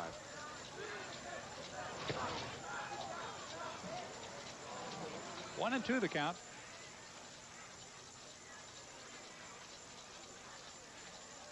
This will be pitch number 80 for Cody Trask, which is a pretty high number for only 4 1/3 innings. Fly ball to right off the bat of Miranda. Travis McCall takes care of out number 2. So Miranda, who had the best regular season batting average on the team at .435, heads back to the bench, and that'll bring up Esteban Berrios, the power man, with 6 homers and 21 runs batted in the tournament, but 0 for 1 tonight. He was part of that 3-run 4th inning when he walked, moved up on one of 2 wild pitches in the inning. Looks at the first pitch for ball 1. The 2 wild pitches, the 2 walks, and the decision by the first baseman to try to get a runner at third that was a fielder's choice that helped load the bases. Those are the things that really hurt. When you do that, Larry, all it takes is 1 key hit and you're in trouble. Earl Weaver always said you have 27 outs in a ball game. You can't afford to give up outs. You can't afford to give up extra base runners. And when you get yourself in trouble, walking the first hit of the inning in particular, it generally leads to something bad. Gomez had a bit of a brain cramp on a solid line drive that he speared on 1 hop, but then was unsure of what to do with the ball. Both the runners that he walked in that 4th inning, Barrios and Suarez, came around to score. And as you well know, Larry, from your days pitching in the major leagues, that happens way too often, doesn't it? Pet Corrales told me one time something like 86% of the runners that are walked to lead off the game, to lead off an inning, end up scoring. Beautiful location with that fastball. The count is full at 3 and 2. And John, you know I'm not too much on statistics. I don't care that much about the percentages, but when the odds are that much in your favor or against you when you do something in particular, it's something you have to pay attention to. You try real hard not to walk the first guy. Kicks away from the catcher. It's ball 4. Second time that Barrios has walked. 3rd walk of the ball game for Trask, who has struck out 6 thus far, hasn't he? But the 3 walks have been costly. The 2-out walk here to Barrios. Mike Lopez-Cao comes up. Reached on a fielder's choice, moved up on a wild pitch, and scored 1 of the 3 runs in the 4th inning. We're now in the 5th. Lopez-Cao is 0 for 2. The breaking ball is in for strike 1. 0-1 the count. 2 outs, 1 on. These young men from Miami, 3 straight years, have been the Florida State champions in American Legion Baseball. And the second straight trip, as you mentioned, for this team to the World Series. They were in Roseburg, Oregon last year. And you look on the back of their helmets, the name Casey is on there. This is a young man they met and befriended in Roseburg last year and exchanged T-shirts and hats and jackets with him. And they are remembering Casey here tonight as they get another chance at the national championship, a World Series title in the American Legion. Nice little tribute to see a young group of men, 16 to 19 years of age, that befriended a handicapped youngster out there and remembered it for the entire year. Quite a tribute to the relationships that are formed in tournaments of this nature. In 2 years, this tournament will be back in Roseburg. Popped up left side. Rasmussen out, makes the play, and the side is retired. We have played 5 tonight. Championship game of the American Legion World Series, 5-0. Florida leading California. If you're gonna come out to play, you better not fake it. Kick it, quench it, Gatorade in the house. Come on. kick it like that, kick it, quench it like that, kick it, quench it. Quench it with Gatorade. Nothing helps you go longer or stronger. Kick it, quench it, kick it, Word up. quench it. Come on. Kick it like that. Gotta get the Gatorade, quench it like that. Give me some. It's gotta be Gatorade. Kick it. Sure is great to see interest rates headed up again, isn't it? I heard about an annuity paying a really competitive bonus rate now for American Legion members and their families. Your money's not all locked up either. You can withdraw up to 10% every year. It's called the American Legion Annuity from Jackson National Life. They're a big insurance outfit. That interest rate sure sounds good to me. Check it out in your American Legion magazine. Attention prospective college students. Future plans fuzzy? Looking for money to help? Sources of little-known grants, colleges, and career development possibilities can be found in the American Legion's Need a Lift. Need a Lift is a source of information and a whole lot more. If your high school doesn't have a copy, order your own for just $2 from National Emblem Sales. Post Office 50, Indianapolis, Indiana, 46206. Let Need a Lift carry you into the future. Silent. Dark. That's the world that a person with Usher syndrome faces. It's an inherited disease. Children are born with little or no hearing and then slowly lose their sight from RP. Retinitis pigmentosa. Gradual blindness. To find out more or to help, call us. Because working together, there is a cure in sight. Along with Larry Sorensen, I'm John Sanders, and we are ready for the top of the 6th inning in Boyertown, Pennsylvania. No team has ever recovered from a 5-0 deficit to win the World Series. Largest margin, 4. Which is in for a called strike. Coronado leading off. Jeremy's 0 for 1. Sacrifice bunt in the 3rd inning. But you know what, John? The kids from Chino don't know that. They don't know that. Twice tonight. California's had runners thrown out at the plate in the 3rd inning and in the 5th inning. 4 singles so far. That has been the offense. Swing and a miss by Coronado. 1 ball, 2 strikes to count.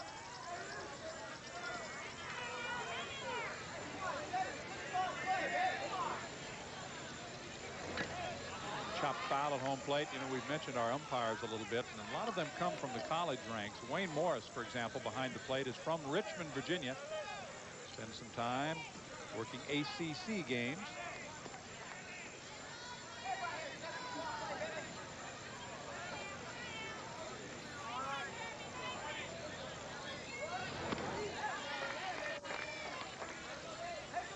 Two and 2 the count. I'll let you know some more about the men in blue as we go along. Kind of interesting to follow what they have done. These guys don't get paid a lot for the work that they do, so it's a love of the game that gets them out here. Strikeout swinging for Coronado. And down Down the left field line, we take you to Ken Shaw. He's from Goose Creek, South Carolina. He's a high school teacher. And we'll leave you a little more about our umpires as we go along. Third strikeout for Rodriguez.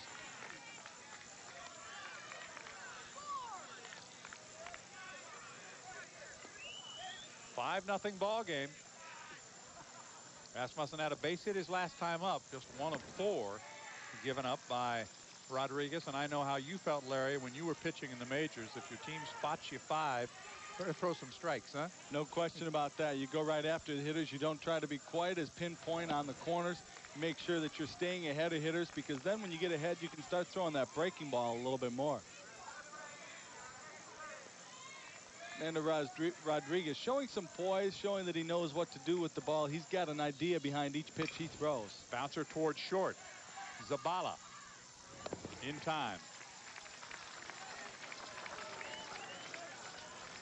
You see the poise on this team, particularly up the middle with Zabala and Cabral. They've got a very good idea about what's going to happen when the ball comes to them. It also goes back to this business of experience that Miami has.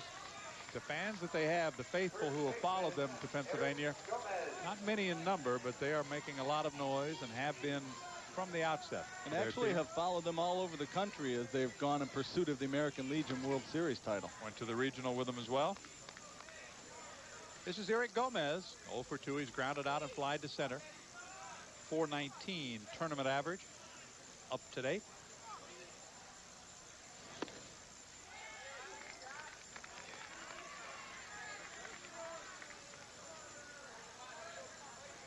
Two balls, no strikes to count.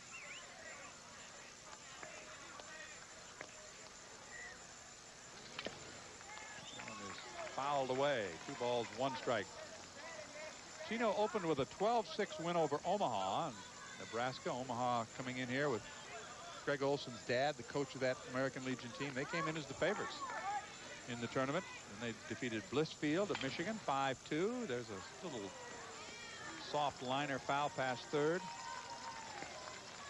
They pounded Miami 19-9. The Floridians' only loss. Doesn't matter what level, Larry, they'll do anything for a foul ball, won't they?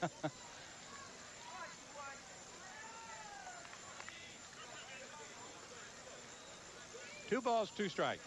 Turned out to be a pretty good crowd out here tonight. Very good crowd.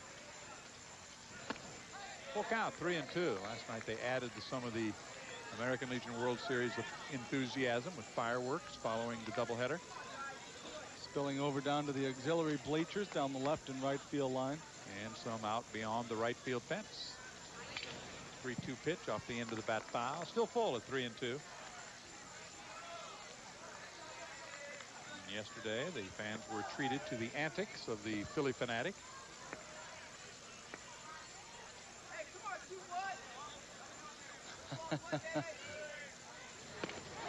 Good fastball. It is 5-0 now. Bottom of the 6th is coming. The Boy Scouts of America, the Special Olympics, Big Brothers, Big Sisters of America.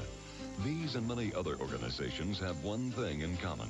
Since 1954, the American Legion Child Welfare Foundation has been providing grants to organizations to help America's children. Find out how you can help. Contact your local American Legion post. The American Legion Child Welfare Foundation, working to make a brighter future for all of America's children. Baseball encourages team spirit, fair play, and loyalty for the home team. So does membership in the American Legion. That's why more and more Legionnaires are carrying the American Legion Visa cards.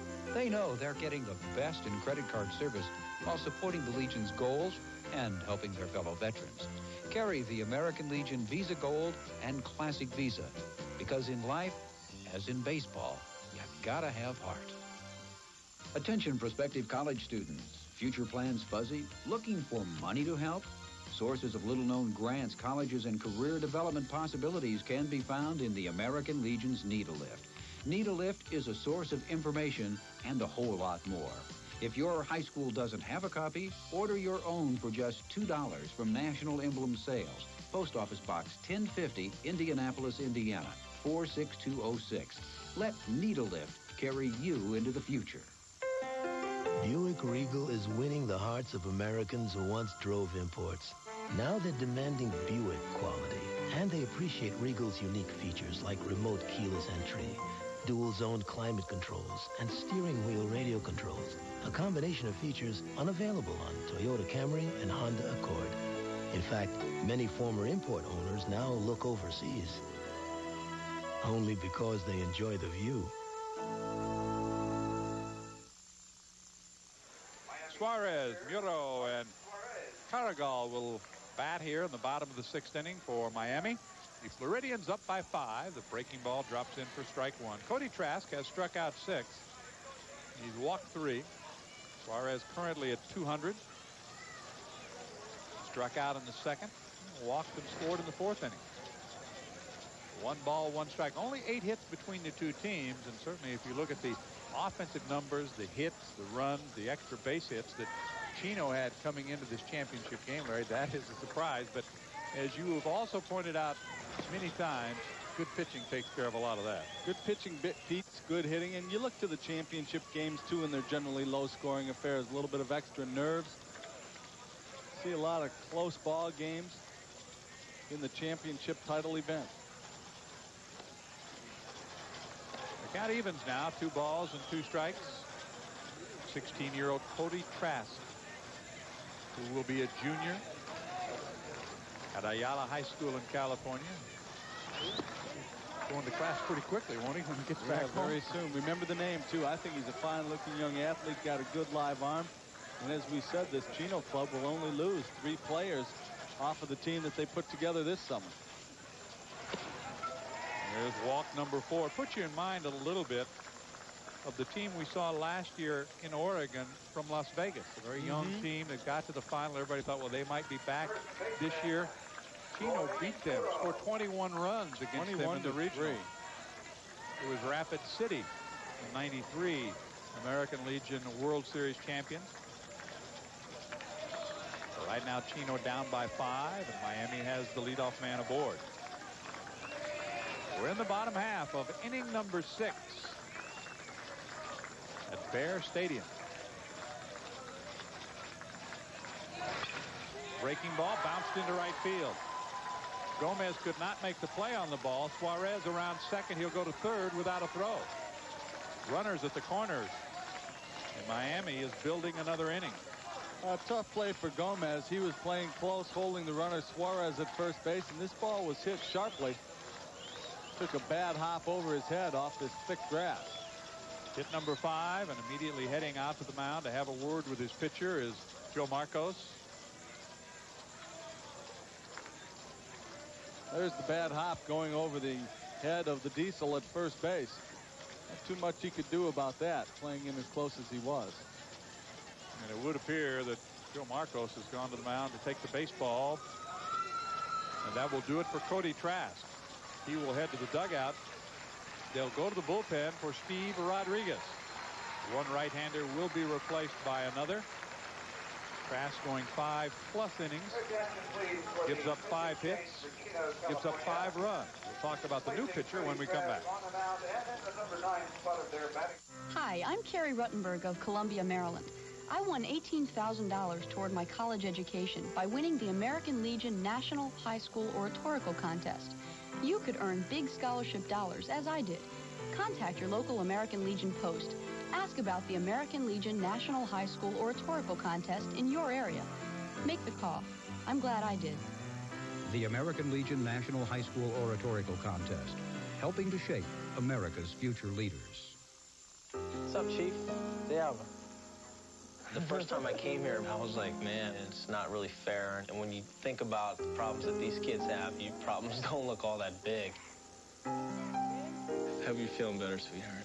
It helps me be a better ball player. You got to get out to the game, man, when you're feeling better. I can go out and say, hey, this is for these kids. I'm out there playing not just for myself, but for them. Because, you know, if I was hitting 200 or stuff, they'd probably be like, who's this guy? You know, get him out of here. America's veterans face real challenges in getting their earned benefits. Books and pamphlets tell how to apply to the Veterans Administration, but with complicated forms and regulations, veterans need personal service. That's why an American Legion service officer is a real friend. You don't need to be a Legionnaire for us to help you. The American Legion service officer proves we remember the vet, so no one forgets. Retinitis pigmentosa is an inherited disease. At first, it's just hard to see at night. It's scary. Then your peripheral vision begins to go. Eventually, even the light at the end of the tunnel may go out. Worldwide, 1.5 million people have RP. At the RP Foundation Fighting Blindness, we're doing all we can to find a cure. Call us at 1-800-683-5555. Because working together, there is a cure in sight. 5-0, and Miami with the lead forces Chino, California to change pitchers. They go to the right-hander, Steve Rodriguez, a 17-year-old who will be a senior at Ayala High School this coming year, and let's talk more about him and what he's done. 5'10", 165 pounds, but Steve Rodriguez just started pitching for this Chino ball club in the tournament. His father called Coach Joe Marcos and said, you know, Steve can pitch some too, and Rodriguez has been outstanding in tournament play. He's got a fresh arm, very strong. Good fastball. You see the numbers. A recent find for the Chino club, and he's done a very solid job for him. Here he is in the title game. We saw that earned run average of 0.77. The ERA that I keep seeing is 0.00 for Fernando Rodriguez. And it's still that way, isn't it? 29-plus innings now of tournament play. Ooh, how'd that bug taste, Steve? This will be Steve's 4th appearance. He also started a couple of ball games. I hate when that happens. Oh, don't you? A very disappointed Cody Trask, but 16-year-old should keep his head up.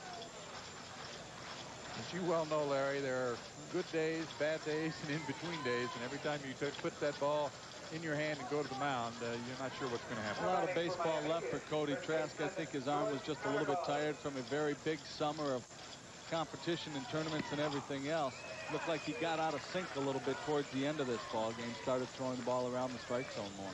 Remember the Trask and Bajenaru both played on the World Championship Mickey Mantle League team this summer, so a lot of baseball. Carregal, the throw to first, facing Muro back. His base hit for Suarez to third. 5th hit, and that was the first single of the ball game for Miami. The hits have all been extra base hits, a couple of doubles, a triple, and a homer.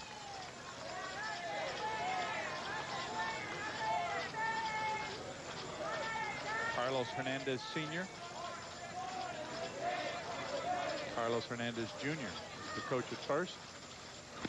Swing and a miss. Good fastball. 1-2 the count. Raul Cabral and Candy Miranda are the other assistant coaches on this team. And a couple minutes ago, we got a shot of their bat boy, Sean Benefield. Sean is from here. He's from Boyertown. He got the job as being the bat boy for Miami and is enjoying it. Skied to right field. McCall in right makes the play, tagging and heading home. The throw to second. It's a 6-0 ball game. Suarez scores. Carregal picks up the RBI.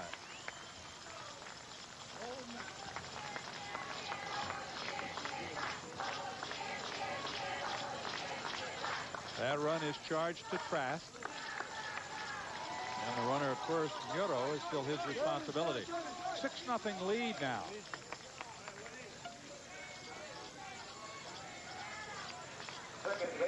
The young man we were talking about, friend, John Benfield. And he always gets a great hand when he comes out for the opening introductions. Every player is introduced before the ball game. Sean is from right here in Boyertown. Runner going. The pitch is lined into right center field. A base hit. Muro on his way to third, and runners at the corners again as Cabral comes through with a base hit. Still just one out in the inning.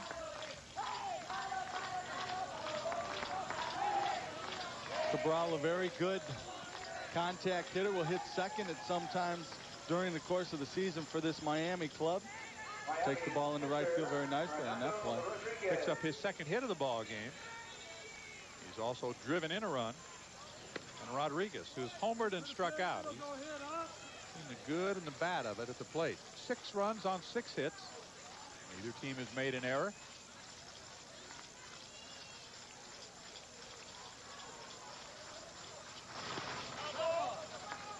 Took the bat out for the bunt, got just a piece of it, which caught a part of Frank Hinojosa. It's no balls, 2 strikes, and we'll check in again with Carlos Hernandez Sr. at third. See if the bunt is still in order.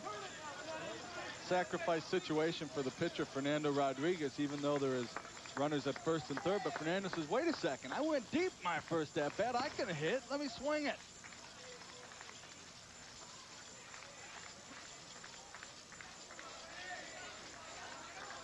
Now, Steve Rodriguez, who has come on to pitch, the other Rodriguez in the ballgame, swings a pretty good bat, hitting a .348. There's Fernando can claim a home run as of tonight. First and third, 1 out. A run in. We're in the bottom of the 6th. Still tries to bunt, misses. They throw behind the runner at first, but back safely on the play is Cabral. Out number 2 on the strikeout.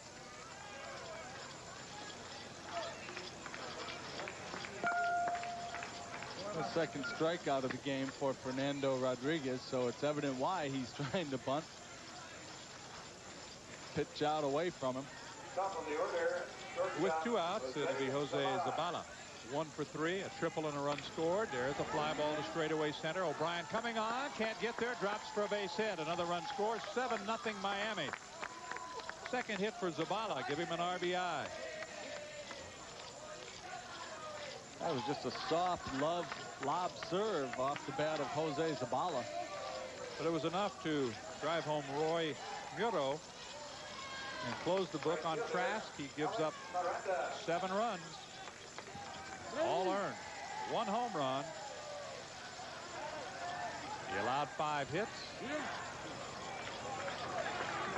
Back safely is Cabral. He is at second. Zabala's at first. Alex Miranda steps in. He's 0 for 2. Sacrifice line and RB. Another pickoff play. And again, he's back safely.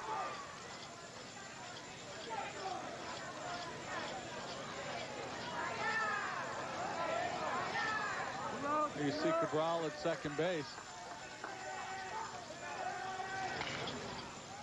Fastball up high, skied toward left field. Coronado in to make the play and retire the side, but 2 more runs for Miami. They add to the lead. We've played 6 tonight in Boyertown. 7-0 Florida over California. Now HBO's got something extra. 3 channels of HBO make it easier to find something you like. On HBO, you might find suspense. Or on HBO 2, it might be a family program. Or it could be comedy on HBO 3. So that's 3 channels, 3 options, whenever it's convenient for you. Now that's getting the most out of your HBO.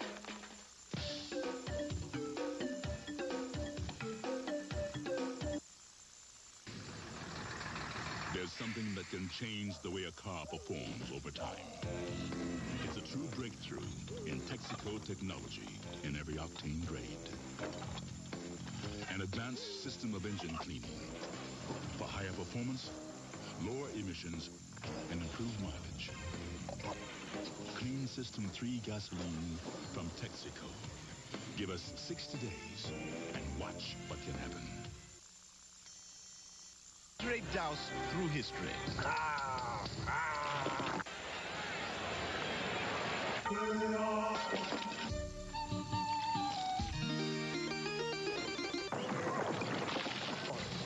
Short spot.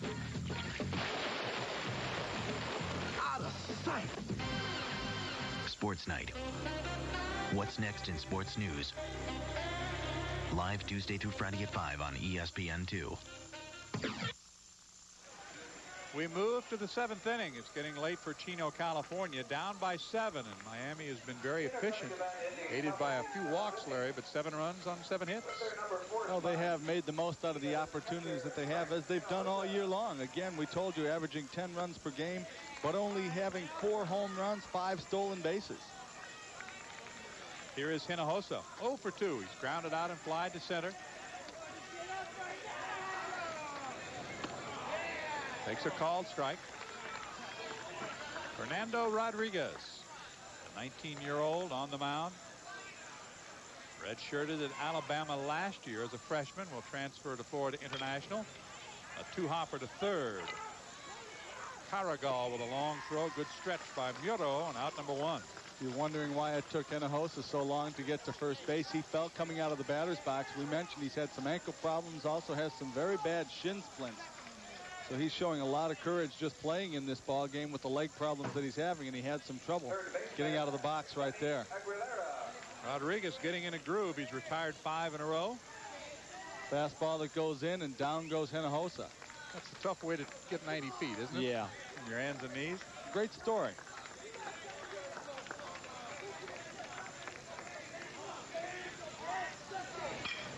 Another one pulled toward third and through the left side off the bat of Aguilera. Gets his first base hit. A 1-out single here in the 7th inning.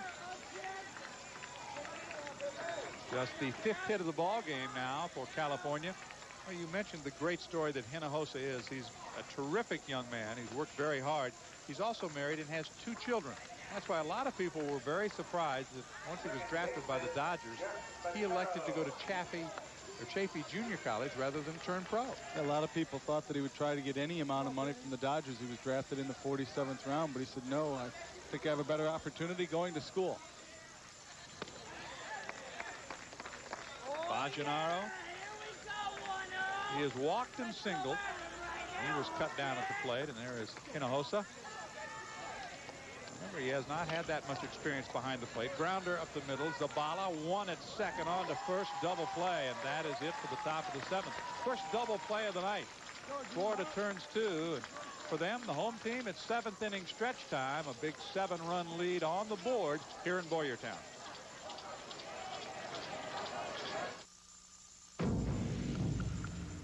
When you're active, your body heat increases 15 or 20 times. You become dehydrated. As soon as 30 minutes. You lose fluids. Up to 2 quarts of sweat per hour. But more than anything else, you get thirsty. Gatorade Thirst Quencher. Drink it. No other beverage enters the bloodstream faster and rehydrates you better. Chug it. Nothing quenches a deep-down body thirst better. Scientifically tested, athletically proven. Gatorade Thirst Quencher. It's gotta be Gatorade.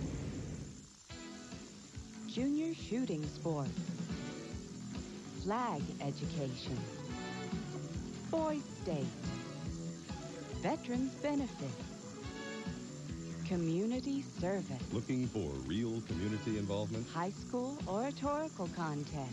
Look to the American Legion. Baseball. 3.1 million wartime veterans asking you to become a part of our community service. Ready for the bottom of the 7th inning. A gorgeous, cool, late August night in eastern Pennsylvania. And I have to say, Larry, I'm very surprised that we've run into this kind of weather. This is jacket weather, sweater weather, and sweatshirt weather. Getting ready for the start of football season. This is a big area for it, especially at the high school level. These people really turn out to support their athletics. Football practice going on a little bit earlier today in the high school next door to Bear Stadium. That reminds me, Berwick is in this part of the state, and Berwick, perennial national power in high school football. They won some championships. We'll see how their former quarterback, Ron Paulus, does at Notre Dame this year. Bottom of the 7th inning. What a story this would be for Florida. Coming back, battling their way back.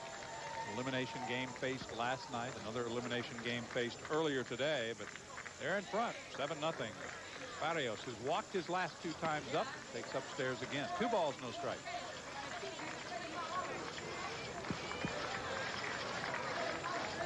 The regional MVP with a couple of grand slams. One of the candidates for the Legion Player of the Year. The awards will all be handed out at the conclusion of this championship game.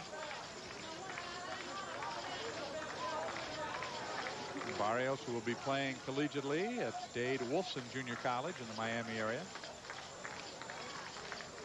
These players will be at Dade North, Essex Junior College in Baltimore, University of Florida.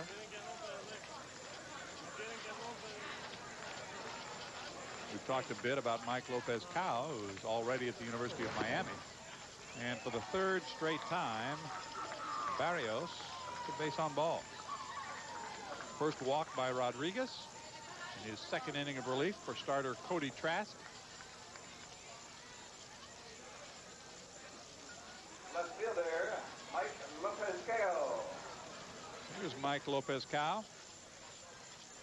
0 for 3, has a run scored. He reached on a fielder's choice and scored in the 3-run fourth inning. Miami got 1 in the first, 1 in the third, 3 in the fourth, and 2 more in the sixth inning. 7 runs on 7 hits. 3 walks in the tournament for Barrios and 3 again tonight.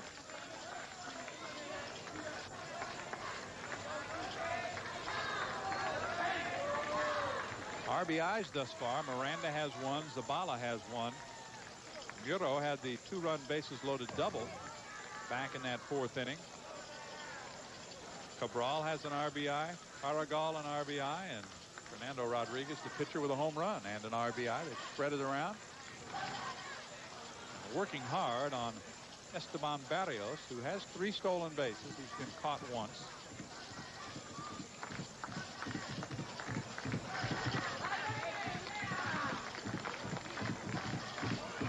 As you watch Steve Rodriguez, he flies himself open a little bit. There's the supporters from Miami. Said that they've been on the road for about 2.5 weeks now, going through that regional tournament. Looking forward to getting home to do some laundry. They called a balk that time, Larry. Or move the runner up as the balk is called on Rodriguez. Again, the inexperience of a pitcher that has not pitched much. Steve Rodriguez on the mound. There's the balk. Move, yeah. There's the flinch right there. Any kind of movement allowed. Pushes a runner into scoring position with nobody out. And in the innings in which they've scored multiple runs, that's kind of been the way they've gone. Each of those innings, the 4th, the 6th, and now the 7th, we don't know what's going to happen here, but in the 4th and the 6th, they opened those innings with walks, moved the runners, scored 3 in the 4th and 2 more in the 6th inning.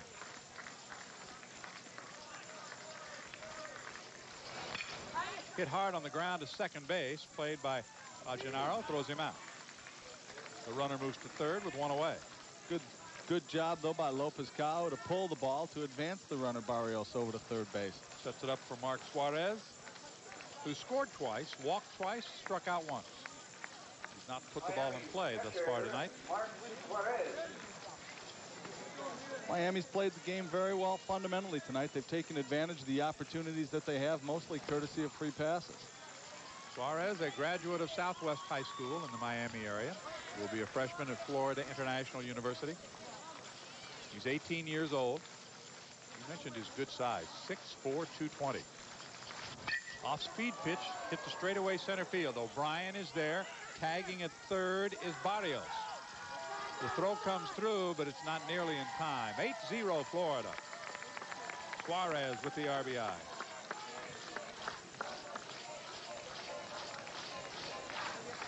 Well, we talked about the good physical skills of Rocky O'Brien, the football player, but a great arm is not one of those skills. That ball just died on him a little bit, hit the shallow center field.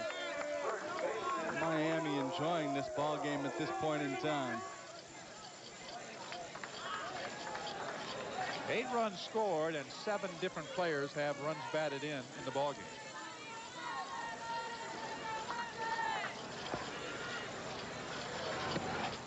Miami has just steadily added to its lead from the first inning on. They've been very tidy, scoring their 8th run here without a hit. The walk, the balk, the grounder to second, and a sac fly. This is popped up. Shallow and center, backing out is Rasmussen. Can't make the play. He got out of sync and couldn't get any help from Coronado. The ball drops in safely. Keeps the inning going as Muro is on at first. We'll see how they score it. If it scored a base hit, and it is, that's the 3rd for Muro. A little lack of communication between the Chino infielder Ryan Rasmussen and Jeremy Coronado, the left fielder. Looked like Rasmussen was going to have plenty of time. Coronado just didn't get there in time, and we're going to have a pinch runner at first base for Muro. Luis Fernandez will come on to pinch run.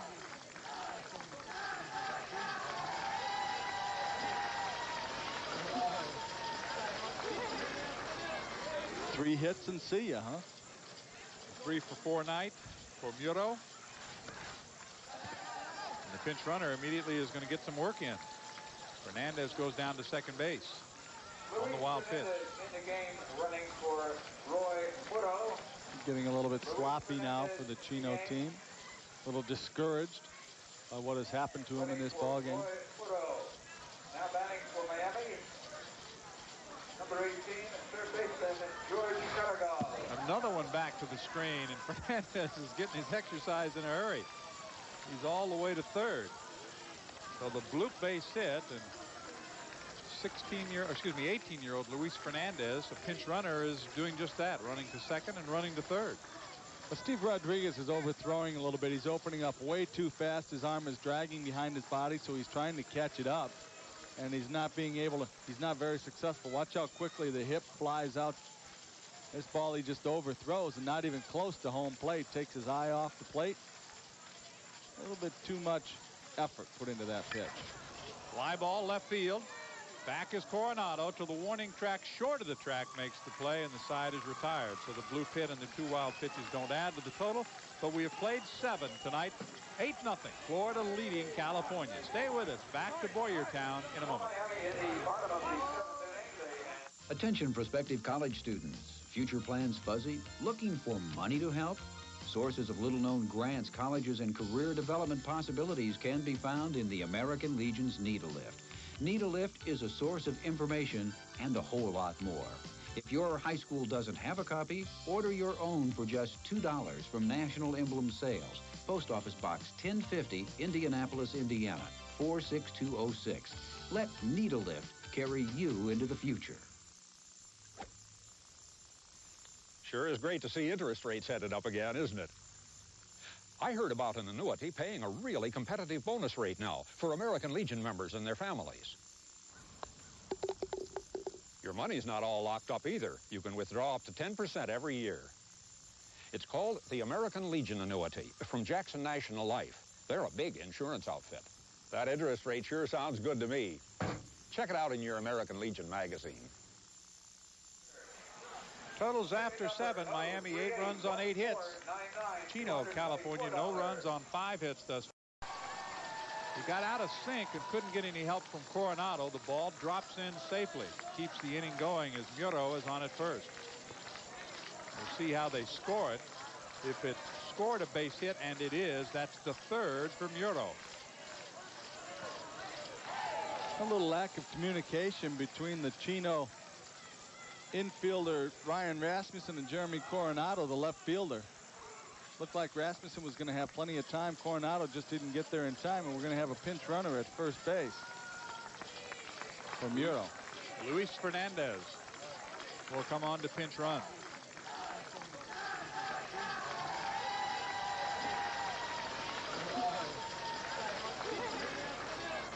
Three hits and see ya, huh? 3 for 4 night for Muro. And the pinch runner immediately is going to get some work in. Fernandez goes down to second base on the wild pitch. In the game, running for Roy Muto. Getting a little bit sloppy now for the Chino team. A little discouraged by what has happened to him in this ball game. Now batting for Miami, number 18, third baseman George Caragall. Another one back to the screen, and Fernandez is getting his exercise in a hurry. He's all the way to third. So the bloop base hit, and 18-year-old Luis Fernandez, a pinch runner, is doing just that, running to second and running to third. But Steve Rodriguez is overthrowing a little bit. He's opening up way too fast. His arm is dragging behind his body, so he's trying to catch it up, and he's not being able to. He's not very successful. Watch how quickly the hip flies out. This ball he just overthrows, and not even close to home plate. Takes his eye off the plate. A little bit too much effort put into that pitch. Fly ball left field. Back is Coronado to the warning track. Short of the track makes the play, and the side is retired. So the blue pit and the 2 wild pitches don't add to the total. But we have played 7 tonight. 8-0. Florida leading California. Stay with us. Back to Boyertown in a moment. Attention prospective college students. Future plans fuzzy? Looking for money to help? Sources of little-known grants, colleges, and career development possibilities can be found in the American Legion's Need-A-Lift. Need-A-Lift is a source of information and a whole lot more. If your high school doesn't have a copy, order your own for just $2 from National Emblem Sales. Post Office Box 1050, Indianapolis, Indiana, 46206. Let Need-A-Lift carry you into the future. Sure is great to see interest rates headed up again, isn't it? I heard about an annuity paying a really competitive bonus rate now for American Legion members and their families. Your money's not all locked up either. You can withdraw up to 10% every year. It's called the American Legion Annuity from Jackson National Life. They're a big insurance outfit. That interest rate sure sounds good to me. Check it out in your American Legion magazine. Totals after 7. Miami 8 runs on 8 hits. Chino, California, no runs on 5 hits thus far as we go to the 8th. Bottom third of the order coming up for California. O'Brien, McCall, and Rodriguez, the pitcher. Keep in mind we do have the new first baseman, Luis Fernandez. Came on to pinch run. He's a walk-on at the University of Florida. He walked on to pinch run, went to second, went to third, stays in the ball game at first base. For Miro. There he is. Florida has spread it out. They've scored in every inning but the 2nd and the 5th. Breaking ball misses. The count evens at 1 ball, 1 strike. Rodriguez at this point in the ball game with 4 strikeouts, 1 walk. He has allowed 5 hits. They've all been singles. He's never really been in trouble. Only a couple of times in the ball game tonight has Chino gotten a runner in scoring position, and twice they've had runners thrown out at the plate. Well, Rodriguez has done a very good job moving the ball around the plate, also staying ahead of the hitters, 1 and 2 again here. But he's showing some of the poise and the veteran experience of playing in a World Series before, having that going for him, and also of having pitched a few more innings than Cody Trask, did. O'Brien swings and misses. He'll make the throw to first in time. The out recorded. Rodriguez still has not given up an earned run in this tournament, although he has given up 4 unearned runs. Now has 5 strikeouts on his card as he faces Travis McCall. McCall a single in 2 trips. He struck out and singled. Very relaxed on the Miami side, and as they should be, with a comfortable 8-0 lead. This is popped up, might be playable. Carragal into foul territory. 2 quick outs. You feel pretty relaxed when you've got an 8-0 lead and a pitcher that hasn't given up an earned run in 30 innings of tournament play. I would say so. I personally think he's got a heck of a chance for the all-tournament team. I would think so. Back out there on that limb, aren't I? Yeah, you are, Larry. You have a way of doing that. But I have to say this, that you did call it at the beginning when you talked about the explosiveness, the ability of the Chino, California team to score runs, but with the one big question mark, that's the guy in the center of the diamond, number 17. He's the equalizer, and he has been tonight. Stayed within himself very well, used a little bit of a slurve, not too much in the off-speed category, went mostly with hard stuff, the slurve and the fastball. But what he did was made himself effective by moving the ball to the outside and inside corners of the plate. 2 outs, nobody on. He's been aided by 1 double play so far tonight. You know, the big decision, the big worry for Carlos Hernandez Jr. is they talked about pitching all day, and we saw him twice today, once in the morning, later in the afternoon. He still hadn't made up his mind. But one thing he didn't want to do was get on an airplane and go back to South Florida and say that Fernando Rodriguez did not pitch on championship day. Well, he took a bit of a gamble, did not start him in that elimination game earlier this afternoon, but had him fresh for the title game. He's been sharp. A 5-hit shutout working into the 8th with 2 outs and nobody on. That retires the side. Strikeout number 7. He had 2 in the inning. Gets the side in order. We go to the bottom half of the 8th. It's all Florida here in Pennsylvania. 8-0.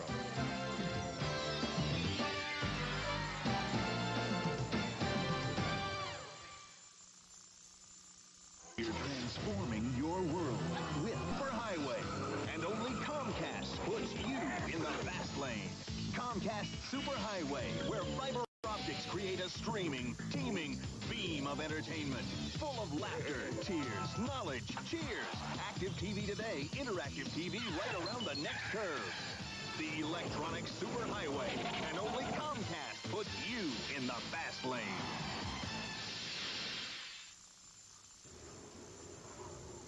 On any given day, Jerome Bettis can be found on a football field, shortening the careers of those who venture into his path. The Nike Air Grid Trainer can be found there and Sports Chalet. You're showing this commercial in Dallas, right? The Humanities. Tonight, Arizona's Desert Swarm defense tries to put the sting on the Georgia Tech Yellow Jackets at 8 p.m. ESPN's college football season. We're going to ring your bell.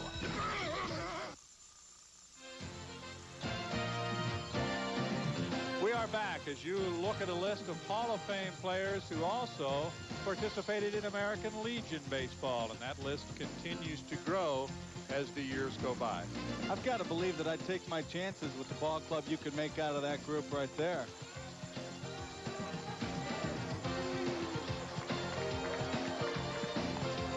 And Steve Carlton, the latest addition. Put a lot of numbers on the board. What, about 45 miles from here? Mm-hmm. 8-0 is the score. We're going to have some changes, I can guarantee you that. Coming to the plate is Mickey Perez. Perez is 17 years old, graduate of Columbus High School, 5'8", 155-pounder. He'll be going to junior college in Baltimore, at Essex Junior College. He pinch hits for Cabral. Takes ball 1. 1 ball, no strikes. You look at the coaches who want to reward all of the young men on their teams, Larry, who've worked so hard to get here. Nice that they're able to do this for their players and give them a chance to experience what they've done. They worked hard all summer long. Not all of them got to play as much as some of the other kids. They get a little reward for getting some at-bats late in the game. Bottom of the 8th inning. There's a fly ball into right field. Travis McCall on the move. 1 out. This is the 3rd inning of relief for Rodriguez, who took over for Trask in the 6th inning.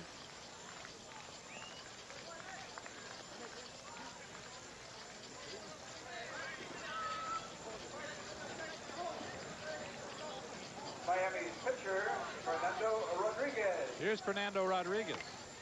He lifts the fly ball into shallow center field and has a 2-hit ball game. Why not? I'll tell you what, Fernando's heart was in it, but his backside wasn't. He bailed out a little bit on that ball, but got enough aluminum on it to get himself a dork into center field for a base hit. He'll take it. Not only will he take it, he'll be bragging about it for the rest of the winter and into next summer. Yeah, I had a 2-hit game in the championship. Remember that home run? Soft fly ball into left center. Watch that left foot. Whoops, there it goes. Wood bat, that's a broken bat, shattered, and his hands are stinging with the aluminum. A little quail into center field for a base hit. That's an ugly swing. Fernando, you've pitched very well tonight. That's an ugly swing, pal. He had a home run earlier in the ball game, back in the 3rd inning. Zabala, the batter.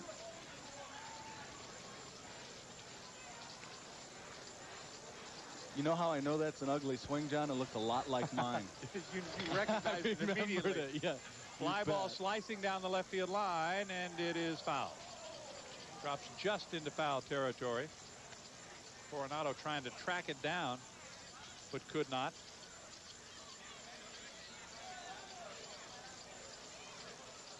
1 out, 1 on. We're in the bottom of the 8th inning. 9 hits for Florida in the ball game.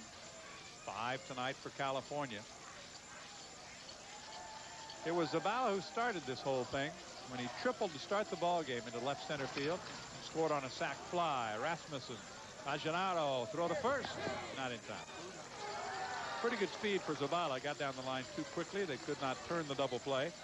Erase Rodriguez at second base. Yeah, pretty good speed, very good hustle. Here's the little flip throw. Rodriguez just bailing out, not attempting to break it up. But with the good hustle, Zavala beats it out at first. He's a heady player, very aggressive, good hustle. And Miranda hits the first pitch into center field. Zavala will bluff a move to third and hang on. Second hit of the inning. Double figures now. At 10 for Florida, leading 8-0. Their first 4 hits were nothing but extra base hits. Here's Barrios. He's walked 3 times, struck out once, and has scored twice. Under the glove of the second baseman Bajenaru. Running around third. Here comes the play. Cut off and no throw to home. Well, scoring from second is Zavala. It's a 9-0 ball game for Miami. We'll wait and see for sure how they score it. If it's a hit, it's going to be RBI 22 for Barrios. A base hit it is, number 11 for Miami tonight. Tough play for second baseman Jeff Bajenaru.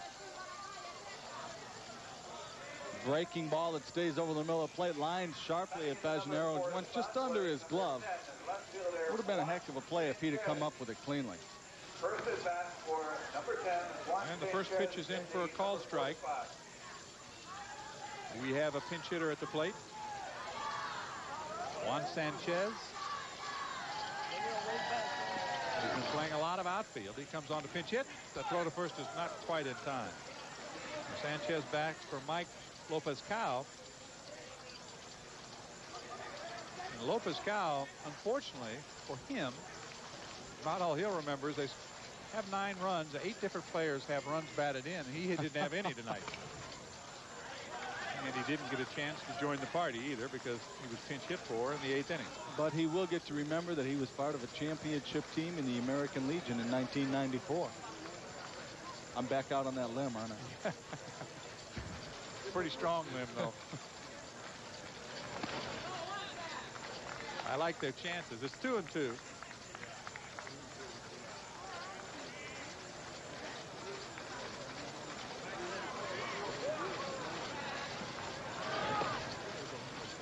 Pitch misses inside, making a full count of 3-2.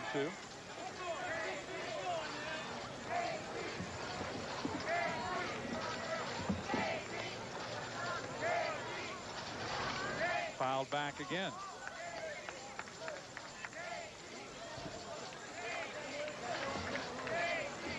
Nobody in the world has arms that strong to shake those cans for all the hours they have here. Well, they've been doing it for about 3 weeks. You think they're going to stop now? From the States to the regionals and now to the World Series. We'll go back home and tell everybody that it was their cheering that produced a championship. The inning is over on the strikeout. 1 more run added to the total. They've scored in 6 of 8. Baseball encourages team spirit, fair play, and loyalty for the home team. So does membership in the American Legion. That's why more and more Legionnaires are carrying the American Legion Visa cards.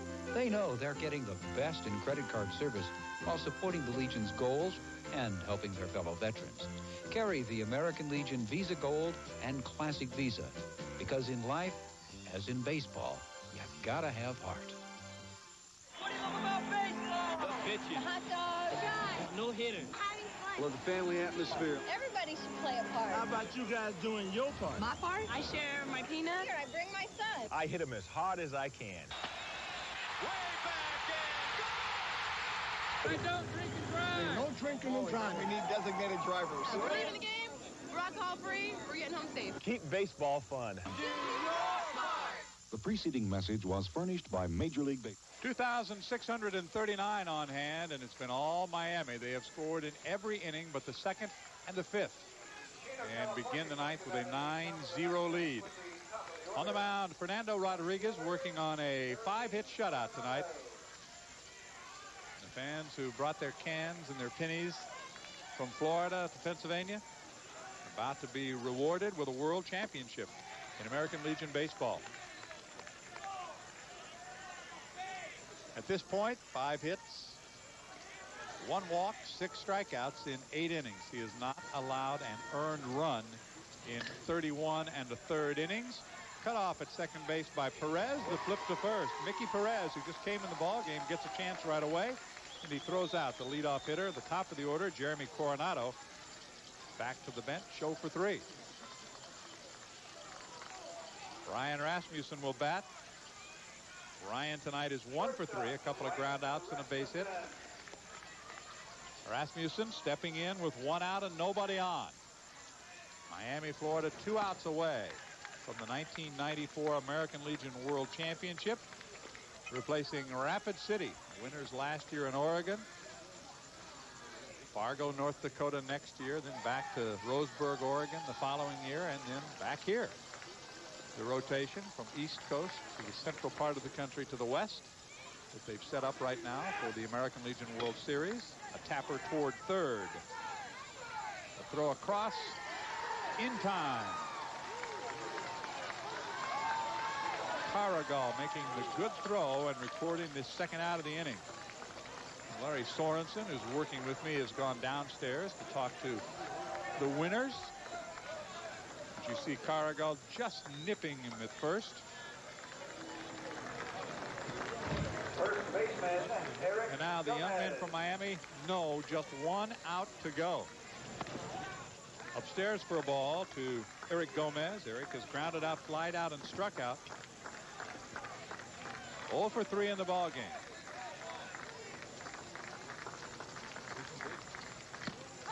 Swing and a miss. 1 and 2.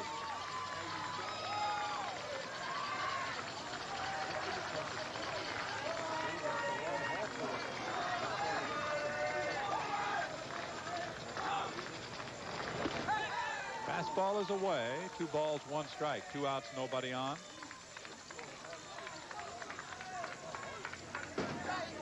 Fernando Rodriguez trying to finish by retiring the final 6. Fly ball, left center field. Sanchez just into the ball game, makes the play that ends it all and sends the championship back to South Florida. Miami, Florida, American Legion World Champions for 1994.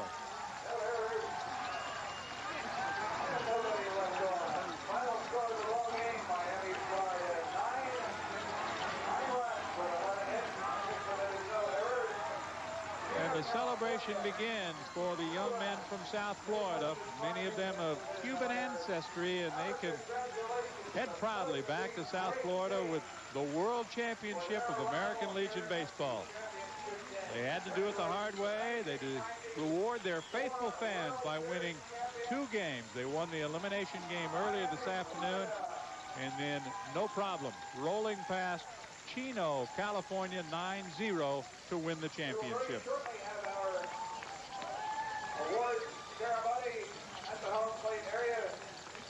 The players congratulate each other as they do at the end of every one of these American Legion World Series games.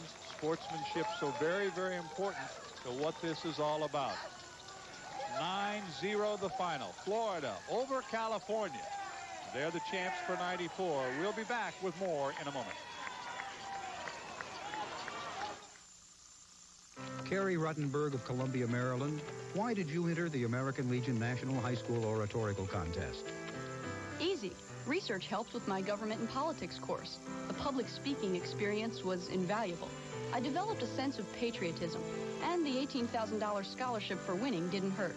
Now my college decisions are much easier. Contact the American Legion in your community to learn about the National High School Oratorical Contest. I'm glad I did. Silent. Dark. That's the world that a person with Usher syndrome faces. It's an inherited disease. Children are born with little or no hearing and then slowly lose their sight from RP. Retinitis pigmentosa. gradual blindness. To find out more or to help, call us. Because working together, there is a cure in sight.